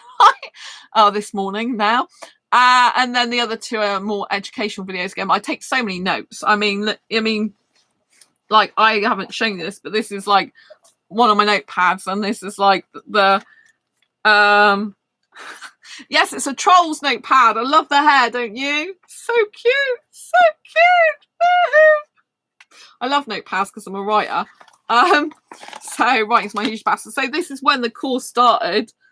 So this is a mindset shifting course I'm doing, and I just like doing tons and tons of notes. So this is like my notes, and like now they're like currently where this bookmark is. So I've done all these notes, like written tons and tons and tons of notes out, right? Because I'm determined that I need to change my life, and I'm determined to succeed, and I need to change my life around because my mind hasn't been very good some of the time in recent months because I've had a lot going on, but I can't discuss everything on here. But yes, that's a lot of notes. Thank you, Sparky. Yeah, it's a real lot of notes. I mean, you know, I'm still learning about this. Very hardcore. I mean, it's really like there's a lot of really mindset stuff, shift stuff that's very like, I don't know if I necessarily agree with everything in the course. There's maybe a couple of things that I don't totally agree with, maybe, but I'm giving it a try anyway. And I'm just going to see how much of it works and what does and doesn't work for me, you know, because at the end of the day, I need to make a shift in my life. And if you keep doing the same thing, you keep getting the same results. So I need to be doing something different than what I was previously doing. And I need to try different things. And some of it will work probably, and some of it probably won't necessarily work. But if I can get things to more work in my favor, if I do things, and like I said, there's stuff I need to push myself out of my comfort zone a lot more with, you know. But, you know, this is all good. This was all progress. And I'm really glad that I'm not searching for a relationship anymore. It's very important for me right now to not do that. I've done that for 7 years. Now it's kind of like my time to put myself first and more self-love, because obviously I'll be then healthier to attract a healthier guy in the future for me. Because with what's happened with this Indian guy, like, it really made me, because some of it felt toxic in the end, which obviously if a guy's unstable, doesn't know what he wants and chops and changes his mind, it's not going to be a stable, healthy relationship anyway. So it's going to feel toxic. And so therefore, you know, for me personally, I'm just glad that I can see that now. And I want to make sure I don't attract that type of guy again, or be attracted to that type of guy if I can help it. But I mean, you're always going to attract people who are good, who are bad, people who are, I'm not saying he's a bad person, I'm just, you know, but you'll always attract different types of people, the right person for you, the wrong person for you. You know, I attract, like I said, the really highly sexual guys for me. Doesn't mean to say the highly sexual guys are bad, all of them. Just means they're not right for me and I'm not right for them, you know. And that's what it can be sometimes. People are not necessarily bad people, you're just not right for each other. Sparky, take what works, all the little may help. Exactly, that's what I think, you know. Exactly. Well, I've been trying some stuff and it's been working. But I need to do it more. It's very difficult to remember to do it when you've got into the habits of not doing that type of thing for many years. But there's a lot of mind numbingly, like mind bending stuff, and I'm like, oh my god, it's a lot to take in, you know. But I'm trying different stuff. I just think it's good for me.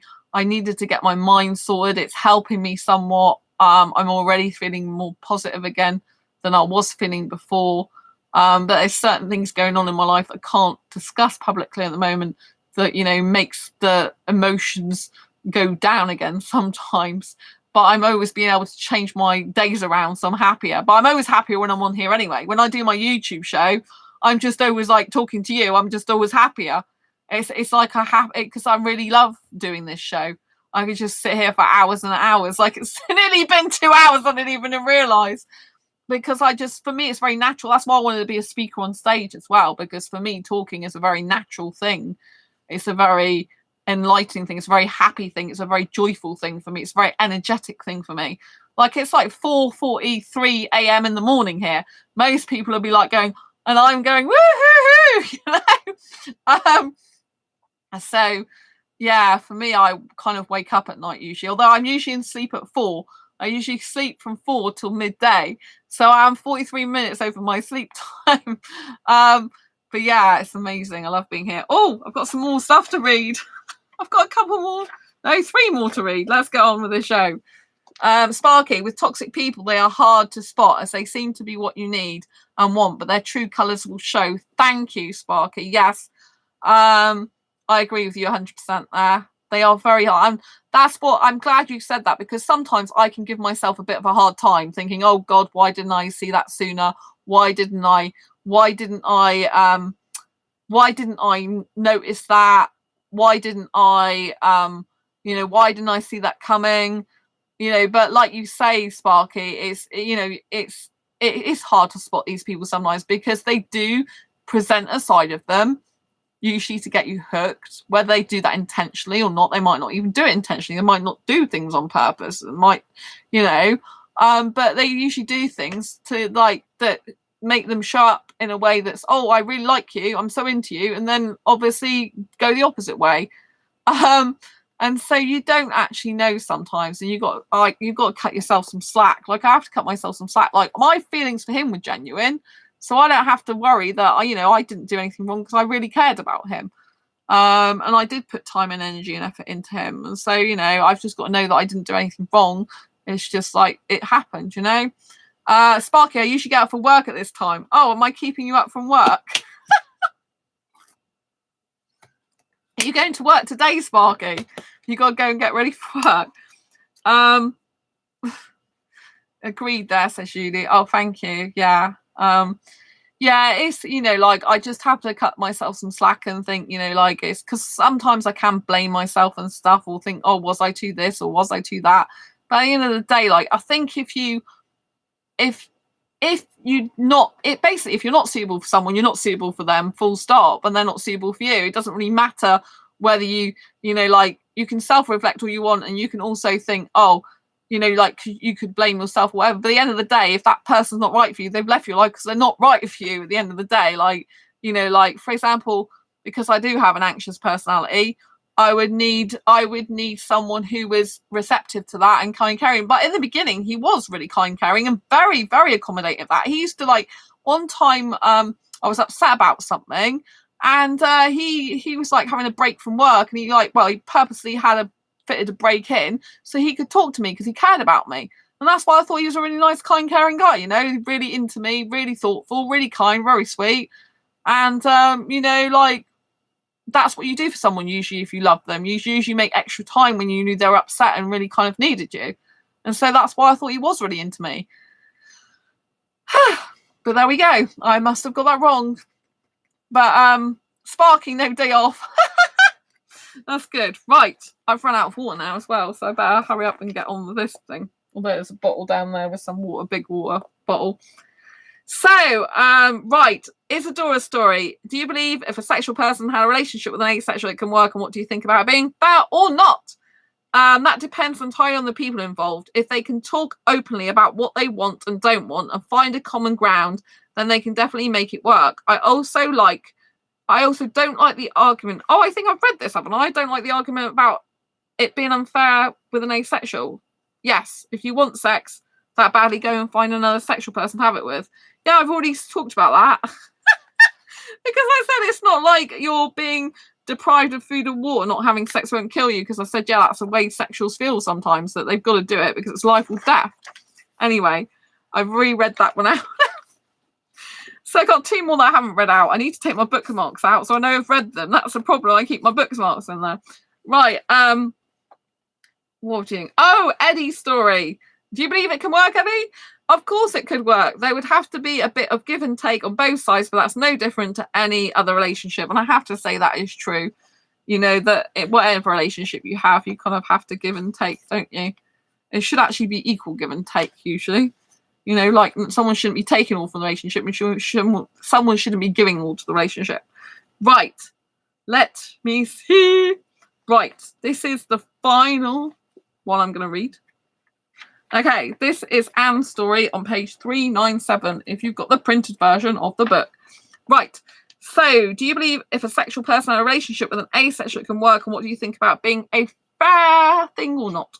It may be able to, though I don't doubt these relationships can be challenging as any other. Fairness is a difficult thing to gauge. If both mutually agree to have sex or not with each other and are able to openly communicate what they need and want, it may be able to work. Then again, if the word unfair comes into play, as if the relationship had some sort of tallying sheet for those who gets the most concessions out of it, then it would augur well. It wouldn't augur well. I don't usually use that word. Augur, A-U-G-U-R, well for the future. I think I'm getting a bit sleepy now. I can feel it coming on. Oh, so I have to have food every 2 hours because I get low blood sugar. So I think I'm going to have to go off and eat something in a minute because I can feel myself needing some food. But yes, basically they're saying, like, basically what that person's trying to say, if there's an asexual got with a sexual and they were kind of using it to keep score as who's kind of giving in or compromising the most, then it wouldn't be good. So if a sexual person's like, oh, well, I had sex with you like just once this week when really I wanted it like 5 times, so I'm doing you a favor type thing. If it was like doing something begrudgingly for the other person, that wouldn't be a healthy relationship. Because some people can get like that. They can be like, oh, I did this for you and I did that for you, and that's like a toxic relationship, so that's not good. So that was what Anne was trying to say, that if it developed like that in terms of, you know, like the relationship, then it wouldn't be healthy or good for either person. But yes, we are on 1 hour and nearly 57 minutes. So I think I'm going to say goodnight to you. I want to thank everyone in chat, first of all, for being here.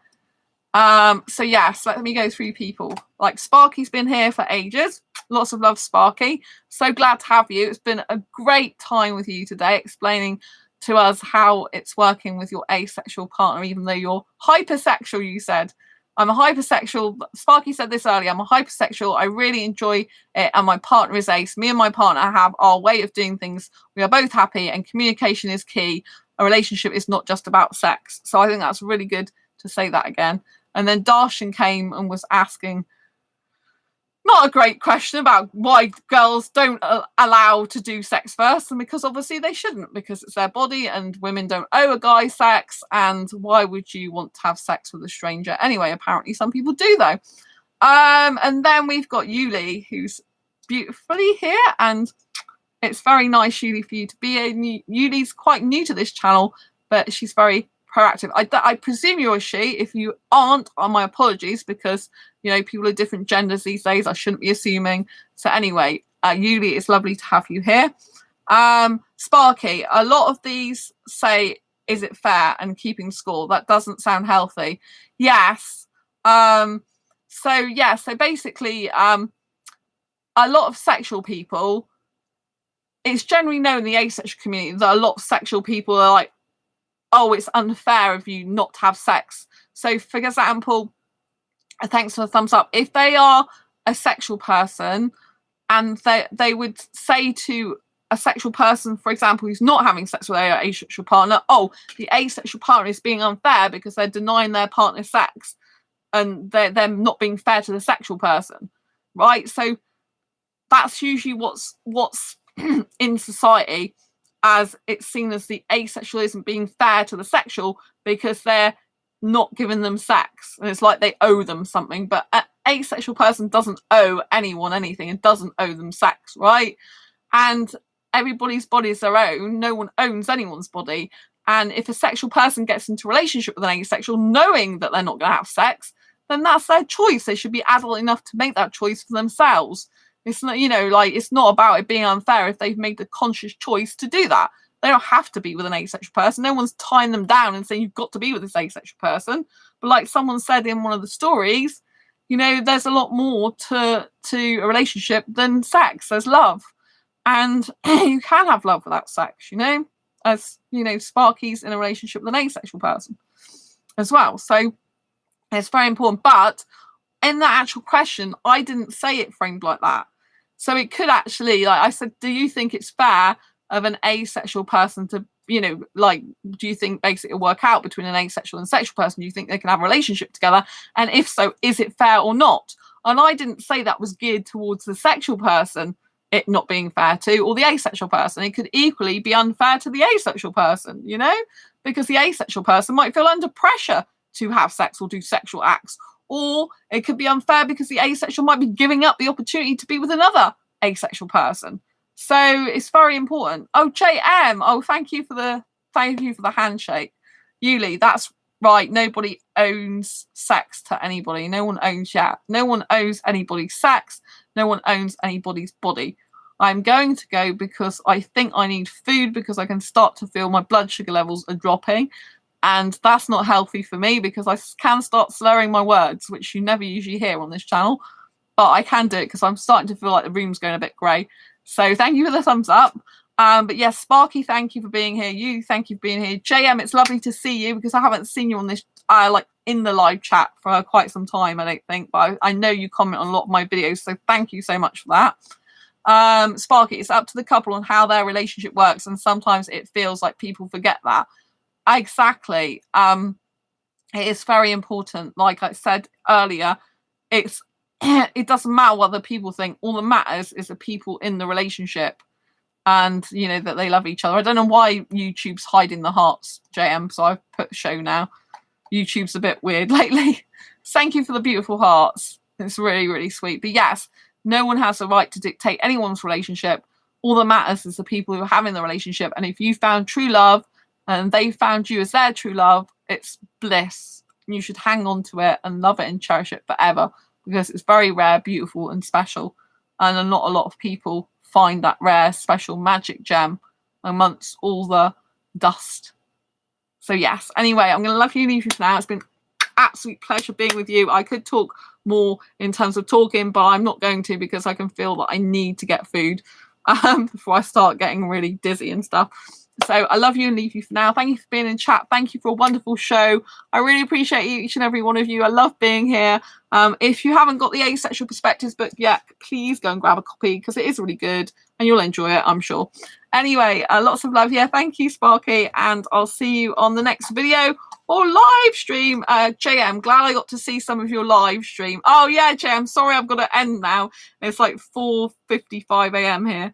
But it's lovely to see you. Lots of love to you, Luke, Sparky, and JM. It's lovely to see you. Take care. Bye. Embrace your quirky and each other's and always stay ace.